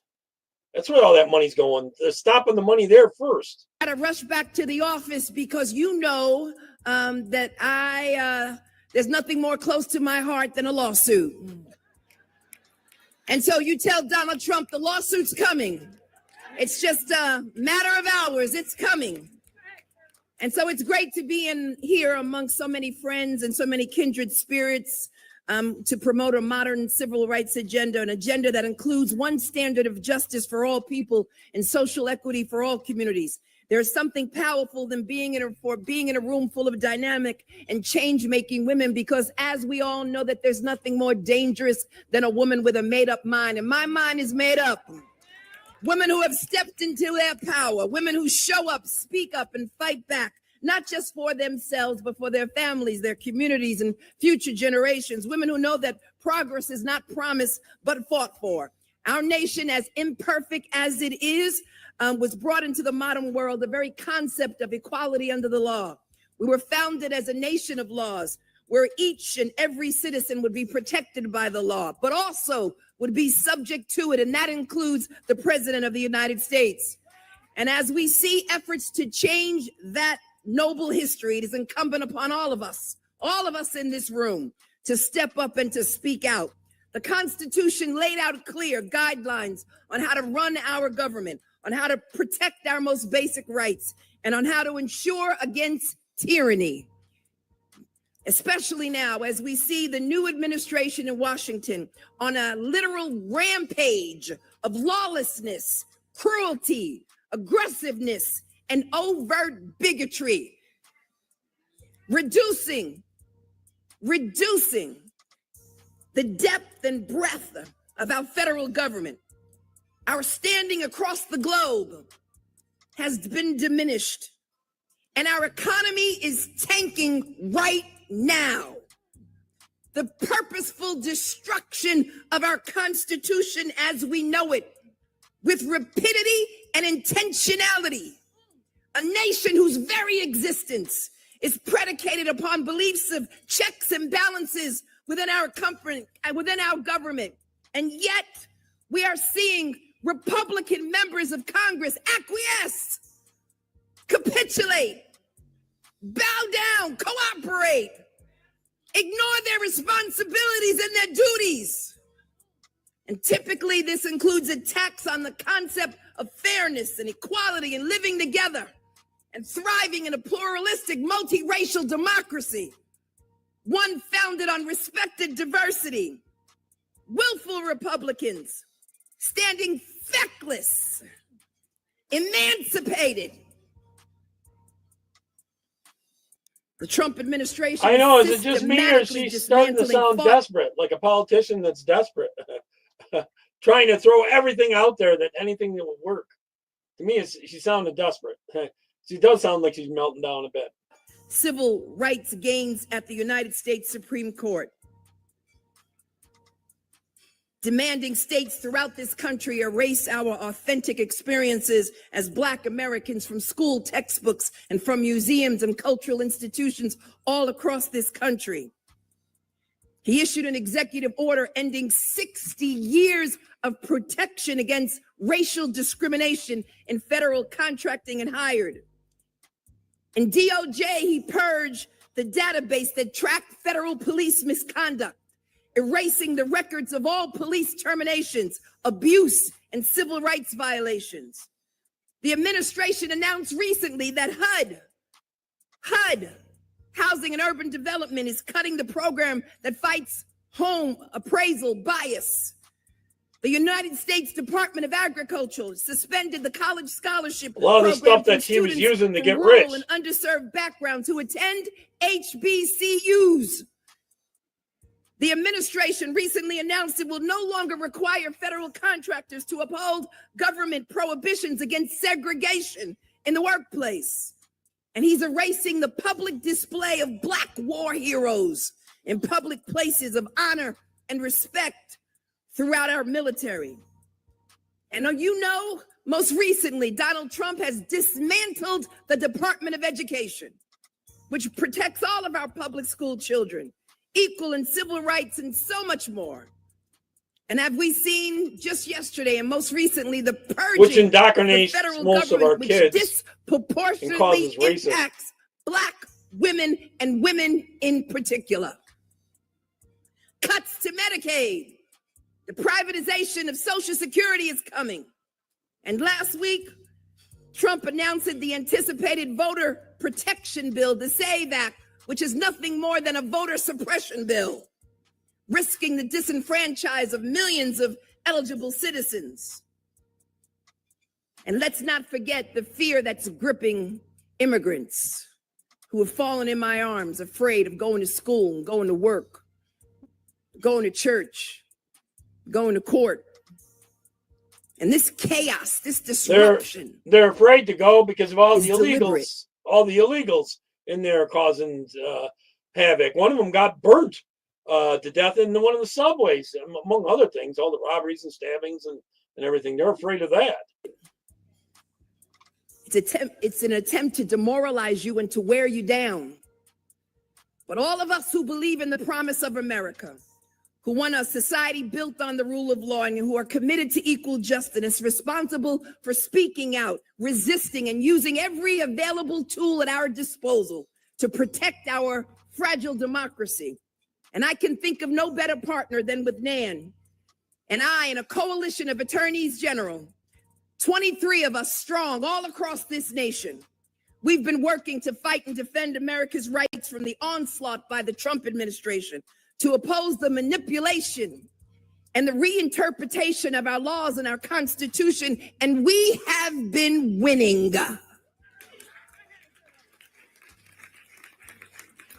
We filed legal actions, lawsuits, those in chat, I don't think this is gonna work really. Although the media is gonna try to find an incident, or they're gonna do a red flag or something to try to get the race relation things up there again. So, and try to get this in a jury, which it might happen in New York. I don't know if it has to happen there or not, because this is a federal charge, where they can get a jury very favorable to her, you know. What really has to happen is put some pressure on her, get some people to talk against her, and her to turn in some people above her, because I'm absolutely sure the Biden people were above it and kicking some money their way. You know, that they were flush with tons of our tax dollars and the NGOs and all that, the money of all the illegals coming in. They were trying to take down USA, and we saved it by a shoestring, at least for now. Combat President Trump's illegal efforts, winning temporary restraining orders, preliminary injunctions, one after one after one, because we were ready. We anticipated this. And each and every day he files an illegal executive order, we strike back. And so as the Attorney General of this great state, I want you to know that we are prepared to battle to save our democracy, to not sit idly by while he ushers in a totalitarian form of government. Because democracy, my friends, requires courage. And courage runs through our DNA as a people. And we may she's encounter big mad. defeats, but we will not be defeated. So in the spirit of our ancestors, Harriet Tubman, Big man, she got Sojourner caught. Truth, Ida B. Wells, and Hazel Dukes, we will not bow, we will not break, and we will not bend. We will be fearless and fight on, because we are fighting a righteous and a noble cause, because fighting is part of our history. It's part of our story. And some of the strongest souls have emerged, seared with scars and bloodied, but we still fight on. I guarantee you she's going to, if it goes to trial, she's going to raise millions of dollars in honor to of our defend herself. ancestors, in honor of all Millions. of their sacrifice. We've got to fight on. And all of the progress that we have made, we must fight on. Because I refuse to surrender my rights. Fight on. Because I've been trained by adversity and Wonder who tried wrote by this for fire. her. Because I'm from Brooklyn. She's obviously reading. Because I'm a part of a fellowship of fighters. Fight on, because I won't slow down. I won't back up. And you can rest assured that I won't shut up either. My mission She needs is to clear. shut up. I'm focused. I'm prepared. I'm ready. I've been trained by the best. I went to Howard University. Oh, she's going to repeat this part. That overturned legal segregation in this country.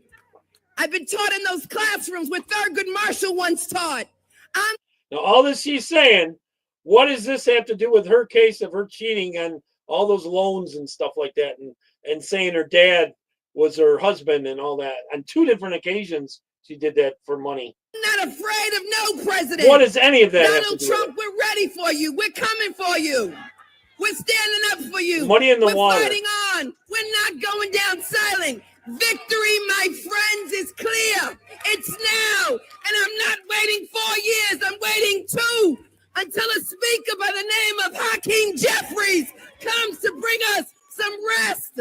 Come on, ladies. It's up to us. We saved this. This is a campaign before. speech, We'll everyone. save it now. Let's go. Yelling louder really helps, right? So, y'all, I'd like to know what y'all think. Now, I know in many of our previous videos, you all have said, look, again, she's dished it out. Now she's got to take it. She needs to go down. She needs to go to jail. But don't you think that might just perpetuate all of the back and forth? I mean, Nope. Donald Trump's going to be president for 4 years. What happens after that? You know, They'll he come don't- he after him might either not have way. the I wouldn't. protection of somebody who I wouldn't is the let head up on of her. the federal government. If she at that broke the point. law, You go know what I after mean? her. So for she me, I did. would just I wish both sides would just fall back and say, look, we're not going to lawfare each other to death. But I want to hear what y'all have to say. Leave a comment down below.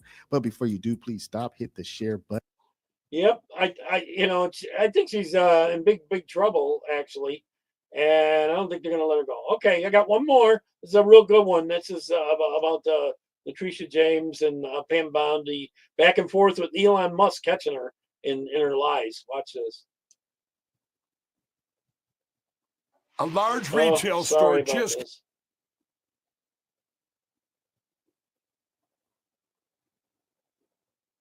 But the Attorney General of New York just swore This is on really paper good, that she lives in Virginia. especially the latter And the part woman of it. who actually lives there says she's never even seen her. I agree. That's not satire.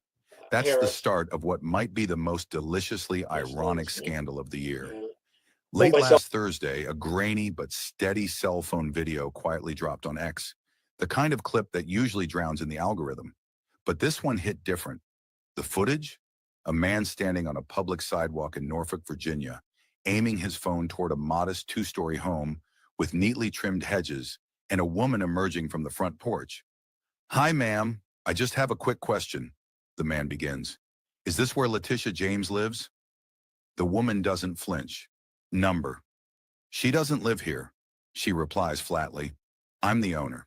Been here 10 years. No hesitation, no confusion, just a clear, unequivocal denial. At first, it smelled like a nothing burger, until it didn't. Because just hours later, that very house appeared in a legal document signed by none other than Letitia James herself, declaring her intention to claim it as her principal residence.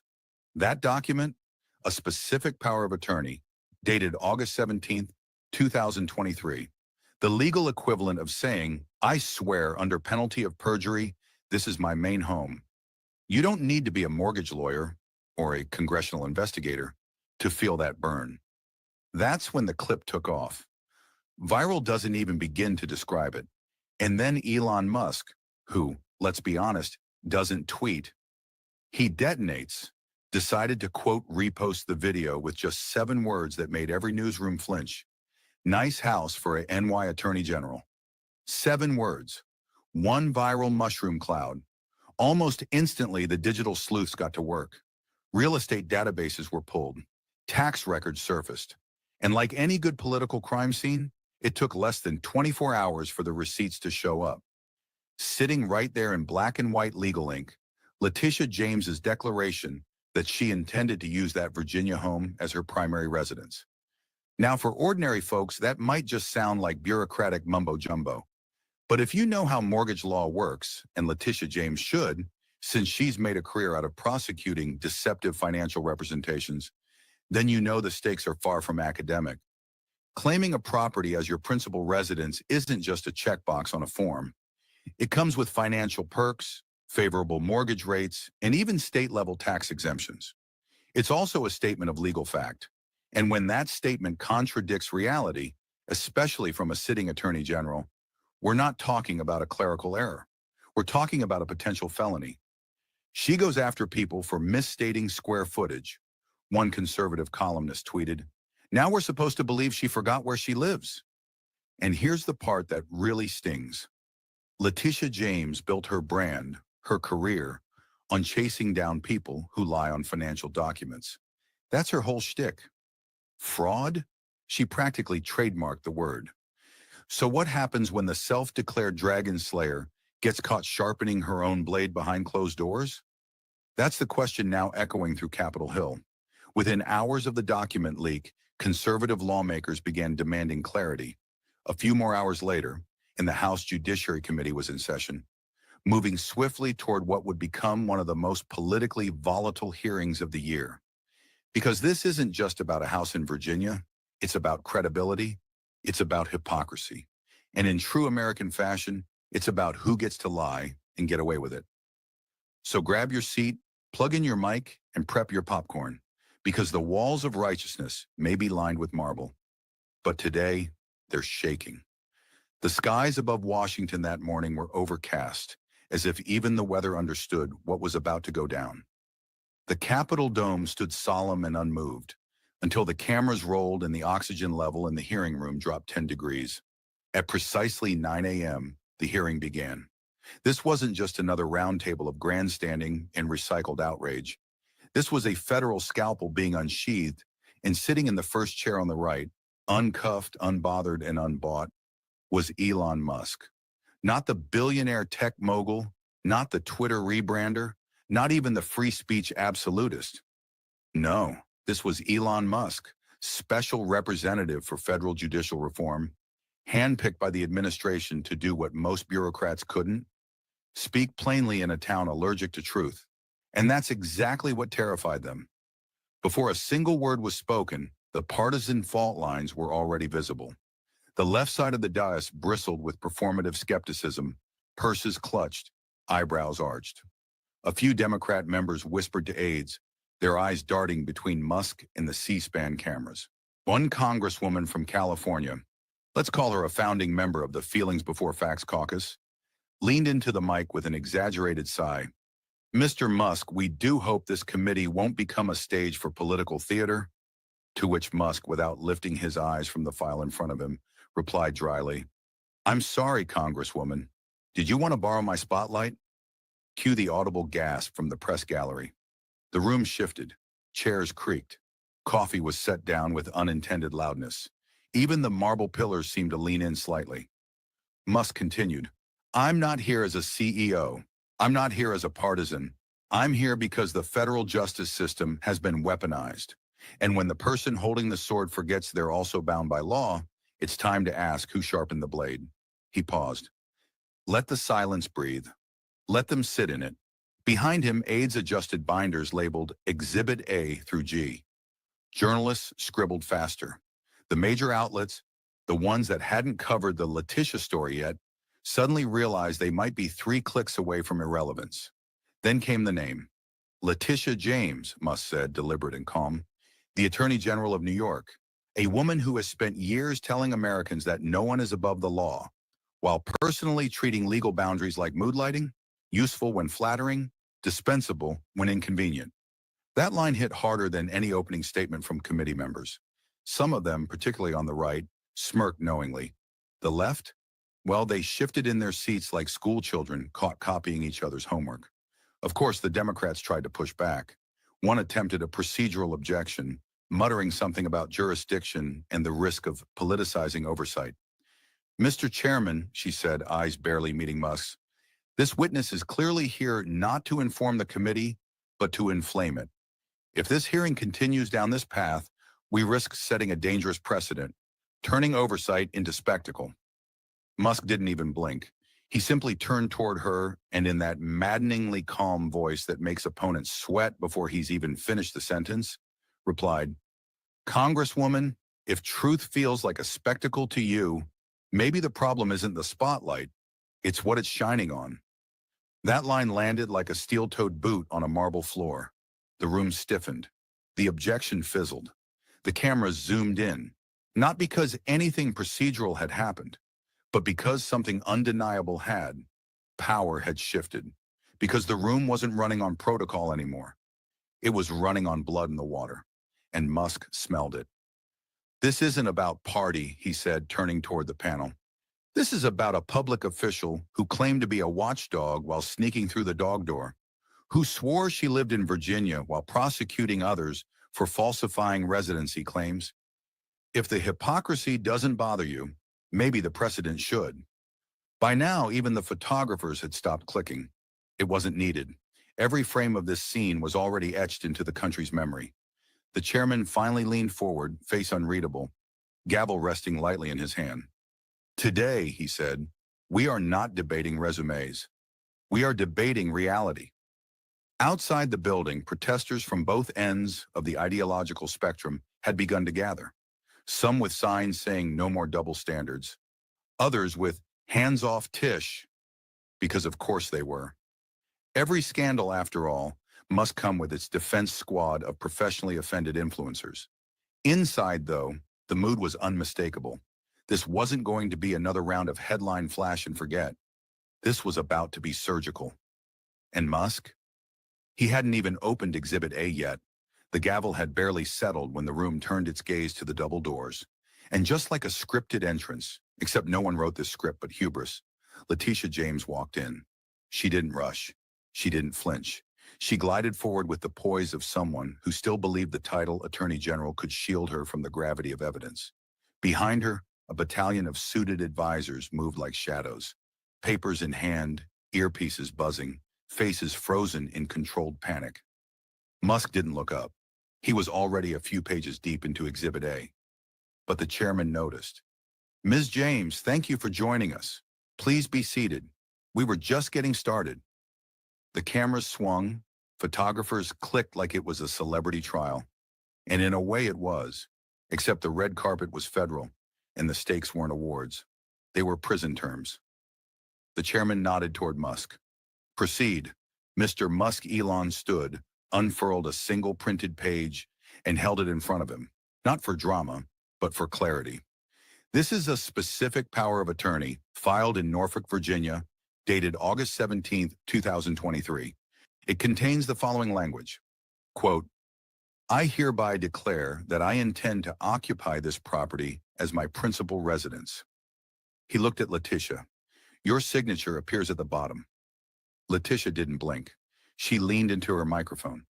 "Before we begin any conclusions," she said, voice carefully measured, "I would like to clarify the context. This was a preliminary filing, part of an exploratory relocation process. No mortgage benefit was claimed, no deception intended. It was procedural." There was a pause, heavy, strategic. "Ms. James," Musk replied, tone deceptively casual, "in most states, especially Virginia, declaring principal residence is not just procedural. It's instrumental.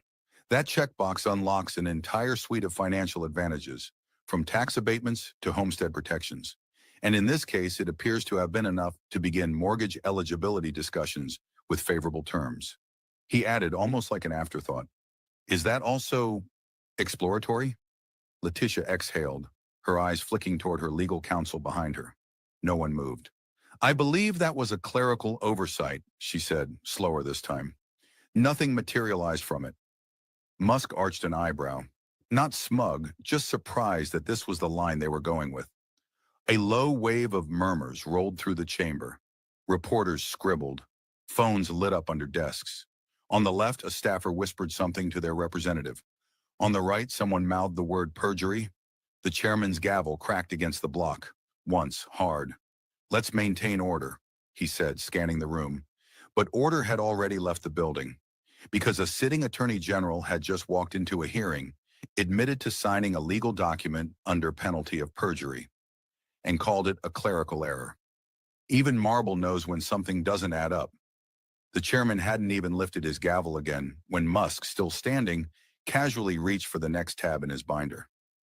"Since we're on the subject of paperwork that somehow just happens without explanation," he said, "perhaps the committee would be interested in revisiting a document dated May 20th, 1983. He didn't wait for permission. The screen behind him flickered, and a scan of an old mortgage agreement filled the space. It looked like a relic. Yellowed text, typed in a font no longer used, but unmistakably official. "This," Musk began, "is a real estate loan agreement taken out for a modest property in Queens, New York. The borrowers, Robert James and a certain Letitia James, listed here, and I quote, as his wife." A sudden murmur passed through the chamber, like someone had opened a window in a locked room. Letitia's face remained still, but her fingers gripped the edge of the table ever so slightly. "Now," Musk continued, flipping to the next page, "here's the property deed, filed the same day. Same people, same address, except this time, Letitia is listed as his daughter." He didn't raise his voice. He didn't need to. The documents were doing the shouting for him. "So we're left with a choice," Musk said, pacing slightly. "Either the mortgage company made a colossal mistake, mislabeling a 24-year-old woman as her own mother, or someone wanted to qualify for a loan she otherwise wouldn't have gotten. Letitia finally spoke, her voice clipped, trying to maintain composure. That document is 4 decades old. Any errors in it were clearly the fault of the bank. I had no control over how they entered names into their system. Musk nodded slowly, almost like he appreciated the commitment to the bit. Interesting, because most 24-year-olds would at least notice being married to their father on a federal loan form, and if not then, perhaps, sometime over the last 40 years? No laughter this time, just sharp inhales and a room collectively holding its breath. Then came the interjection. From across the aisle, a congressman leaned forward, narrowing his eyes at Letitia. Ms. James, he said sternly, you're the highest-ranking law enforcement officer in your state. You built your career on accountability. Are you seriously telling us that for over 4 decades, you, someone with unparalleled legal access, never thought it appropriate to correct a legal document that falsely states you were married to your father? Letitia hesitated. A beat. Then, it was insignificant at the time. There it was. A sentence so casually dismissive, it might as well have been dipped in gasoline. Musk didn't miss the moment. Insignificant, he repeated almost to himself. Then louder.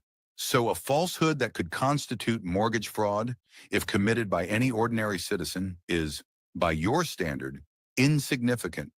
He turned back to the committee. Ladies and gentlemen, this isn't about an old form. It's about a pattern, a tolerance for minor legal deviations when they benefit you, and an iron fist when they don't. No one moved. Even the journalists had stopped typing. For a moment, even the buzz of fluorescent light seemed to hush. This wasn't just a scandal anymore. It was a legacy hemorrhaging credibility. And the scariest part? They hadn't even reached the newer files yet. The committee room had weathered a 40-year-old marriage certificate, but now it was about to meet the arithmetic of fraud. Musk remained on his feet, posture unshaken, voice gaining momentum. The kind of momentum that doesn't shout, but carries like a sermon carved into stone. He didn't need to pause for drama anymore. The facts were doing that for him.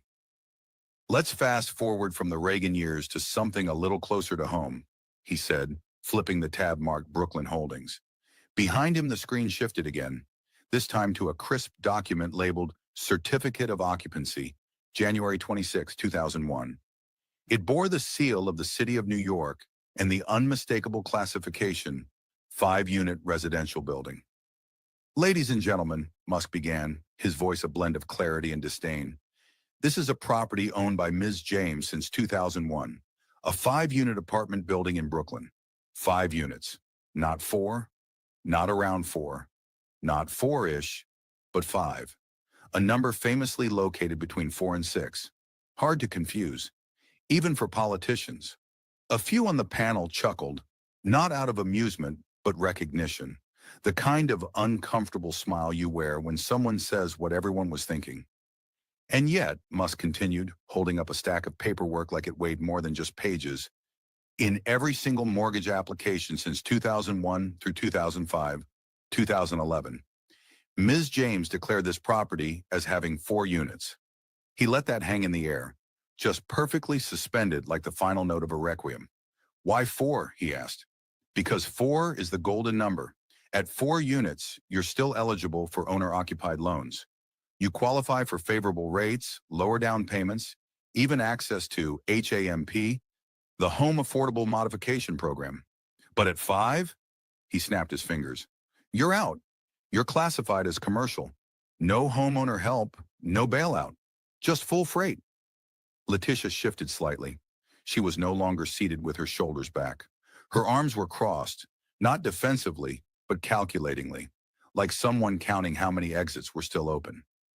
The chairman gestured for her response. Letitia leaned into the mic.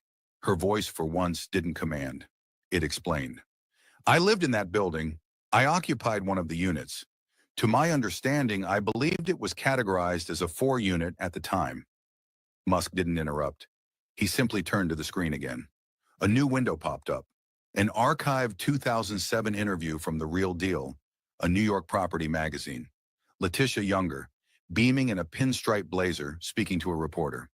It's a great investment property. I rent out all the units. It basically pays for itself.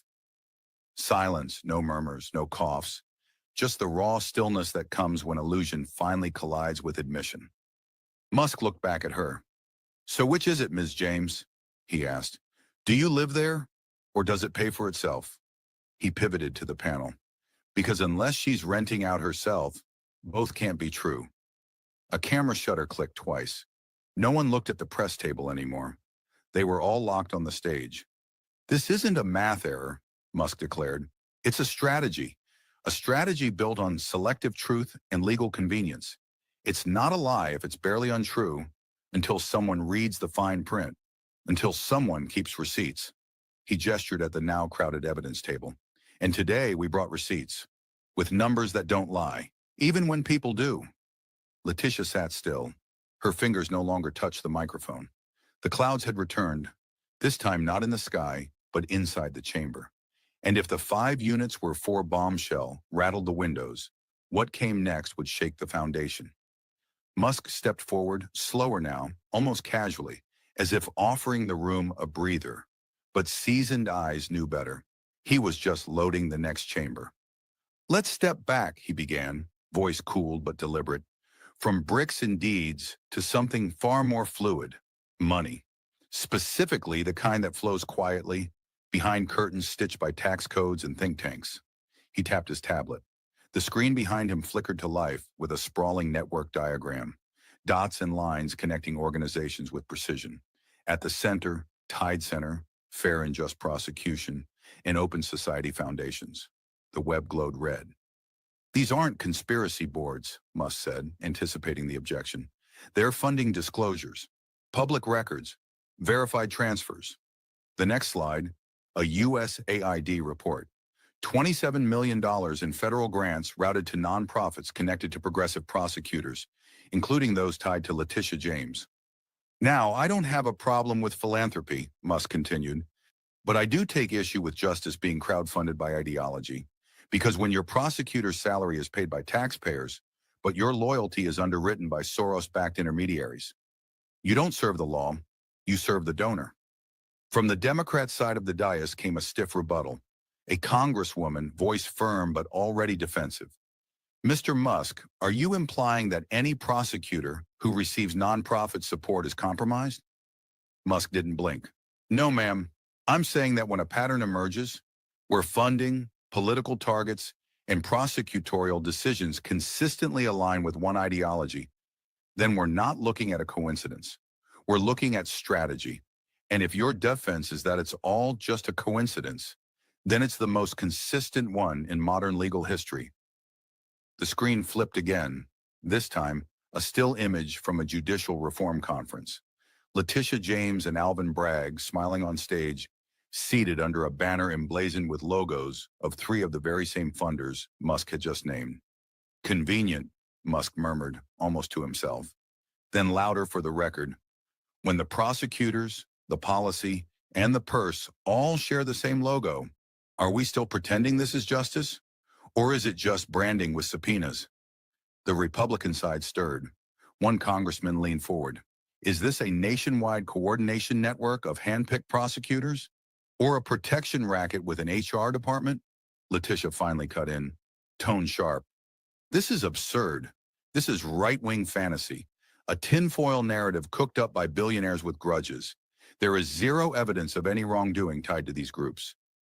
Musk smiled, not smug, not sarcastic, just calm. "I didn't accuse you of anything," he said. "I just showed you the receipts, whether that's evidence of coordination or coincidence. I leave that to the people watching." The tension didn't drop. It hardened. And that's when he went in for the kill. "Since we're on the topic of patterns," Musk said, turning back to his exhibit table, "why don't we look at the full mortgage record of Ms. James?" A new screen appeared, a color-coded timeline from 2001 to 2018. Every loan, refinance, and filing related to Letitia's Brooklyn property lined up in neat, damning symmetry. "Here's what's fascinating," he said. "Every single document, regardless of year, lender, or application, claims 4 units. Every single. One click, another slide. The certificate of occupancy, unchanged since 2001, 5 units. If this were a clerical error, it would be a one-off. If this were ignorance, it would be corrected once discovered. But when the same discrepancy appears in 2001, 2005, 2011, 2014, and 2018, that's not a typo. He pointed at the board. That's a business model. Letitia leaned back. Her legal counsel whispered something into her ear. She waved them off. These were mistakes by loan processors, she said flatly. I filled out what I was told to. A soft snort came from a junior member of the Republican side. The chairman didn't stop it. A senior committee member, gray hair, military cut, interjected. Ms. James, with all due respect, you are the Attorney General of the state of New York. If you can't distinguish between a 4-unit and 5-unit building for 17 years straight, you might not be qualified to prosecute jaywalking, let alone financial fraud. The room didn't laugh. It bristled. Because now it wasn't just about Letitia James. It was about the credibility of an entire legal ecosystem. And when credibility goes, authority isn't far behind. At that moment, Letitia reached forward and turned off her microphone. She wasn't done speaking, but from this point on, she wasn't speaking to the public anymore. She had switched to lawyer mode because things had shifted from questionable to criminally calculable. Just as the oxygen in the room seemed to be replaced by legal tension, the chairman leaned into his mic and, with a perfectly neutral tone that screamed something was coming, addressed the floor. Before we proceed, the committee has received additional documentation from a parallel source. We believe it is relevant to today's hearing. Cue the pivot. Enter Congressman Jim Jordan, sleeves already rolled up like always, a man whose rhetorical style combines courtroom cross-examination with Friday night wrestling promos. He stood slowly, adjusted his mic like a trigger, and said, "For the record, Mr. Chairman, this committee has been in possession of a private investigative report commissioned by a third-party watchdog received approximately 6 months ago. It includes recordings, internal communications, and flagged financial irregularities directly related to the subject of this hearing." He turned toward Letitia. That subject being you, Ms. James Letitia sat motionless. Perhaps by choice, perhaps by instinct. The group responsible for this investigation, Jim Jordan continued, has chosen to remain anonymous in public filings. However, we are now authorized to disclose that the funding came in full from a private civic reform initiative, led by Mr. Elon Musk Silence. But not the kind that floats. This was the kind that grinds. The screen behind the committee burst into motion again. Grainy footage from what appeared to be a staff kitchen, badly lit, but crystal clear in implication. A woman's voice, tired, casual, like someone venting after too many late nights. She told us flat out, just write 4. Don't mention the 5th unit. The fewer questions, the faster it closes. A pause. I mean, that's how it's always been done here. Letitia didn't move at first. Then suddenly she stood, slammed both palms on the table, and spat the words like a lawsuit in the making. I object to this footage. It's illegally obtained, and this committee has no business airing surveillance material without proper chain of custody. The chairman didn't flinch. His tone didn't change. He didn't even lift his eyes. You may register your objection, Ms. James, but as long as this content holds investigatory value, the committee reserves the right to view it. Letitia froze for half a beat, then slowly sank back into her chair. Mechanical, but not quite defeated. Her counsel leaned in, slid a single note across the table. She read it. And then came that quiet instruction, barely a whisper. Stay quiet. From now on, you don't talk. Because even in politics, there's a moment when the spin dies, the comms team stops tweeting, and the only thing left is the timestamp on the footage and the name on the filing. And here's the punchline. It wasn't even the most damning part. The second exhibit, a stack of flagged emails and internal memos, time-stamped around key refinancing dates, showing deliberate scheduling of mortgage filings during off-peak audit windows. Week before Christmas, mid-August recess, even one on New Year's Eve. That's not mismanagement, Jordan quipped. That's tactical evasion with a calendar subscription. The reporters in the gallery weren't scribbling anymore. They were watching, eyes narrowed, lips pursed, because now it wasn't just about documents. It was about intention. It was about calculated silence. And it was about who knew and who didn't want to know. At the far end of the room, Musk didn't say a word. He didn't have to. His eyes locked on Letitia's, not cruel, not smug, but piercing. The kind of look that says, I didn't need to destroy you. You did that part yourself. The video had only been live for 43 minutes. That was all it took.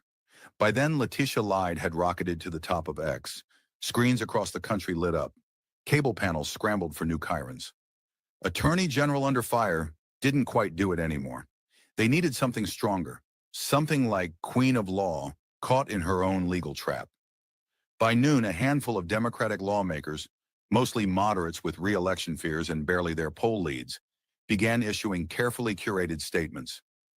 Given recent developments, we believe it is in the best interest of justice for Attorney General James to step aside until the facts are fully assessed. Translated from politician speak, we're out. Letitia's office responded with a press release so sterile, it might as well have been generated by ChatGPT's damage control mode. In light of the recent hearings, Attorney General James will temporarily recuse herself from her duties while fully cooperating with all relevant authorities. Meanwhile, the Department of Justice didn't wait for a press cycle to cool down. They launched a preliminary investigation within 72 hours, a record considering it once took them 6 weeks to acknowledge Hunter Biden had a laptop. The fallout metastasized. A petition began circulating, gathering hundreds of thousands of signatures in under 48 hours, urging Elon Musk to co-author a federal Transparency Reform Act. Twitter renamed it the Elon Clause. Congress took it more seriously than usual, probably because someone had already mocked up merch. 3 days post-hearing, the guillotine came for real. The Federal Department of Justice formally opened a criminal inquiry. Focus: fraudulent mortgage filings, misrepresentation of ownership, and improper access to homeowner assistance programs. The acronyms on the official form read like a bingo card: HAMP, HOOD, IRS, FCRA. The New York State Judicial Ethics Board followed suit, suspending Letitia's law license and freezing her prosecutorial authority for 6 months pending investigation. Her office? Temporarily handed to a deputy attorney general. Oversight? Assumed by a third-party monitor. Control? Slipped through her hands faster than the narrative on MSNBC. Then came the governor, who, let's be honest, hadn't smiled this sincerely since discovering term limits didn't apply retroactively. In a surprise press conference, he announced the formation of an independent review commission tasked with re-examining 20 years of mortgage-related prosecutions carried out by the AG's office. Translation: if you locked up a landlord with sloppy paperwork in 2007, they're about to lawyer up. Journalists, once her armor, began peeling away like paint in summer heat. Those who once praised her for standing up to Trump now wondered aloud, had she weaponized justice to distract from her own paper trail? And then came the class action lawsuit, a team of former defendants, all previously prosecuted by Letitia's office for real estate violations, now suing her in federal court under grounds of ethical disqualification and malicious prosecution. A camera crew caught the moment federal agents arrived at Letitia's townhouse, escorted by judicial marshals, armed with a warrant to seize personal files and digital devices. CNN called it reverse Mar-a-Lago. The memes wrote themselves. Her final public appearance came under soft lighting and rehearsed regret. Letitia sat before a single camera, framed by neutrality. No podium, no flags, no seal.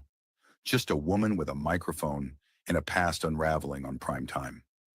I once believed justice was a double-edged sword, she said, voice cracking in the right places. I never thought I'd be cut by the blade I carried.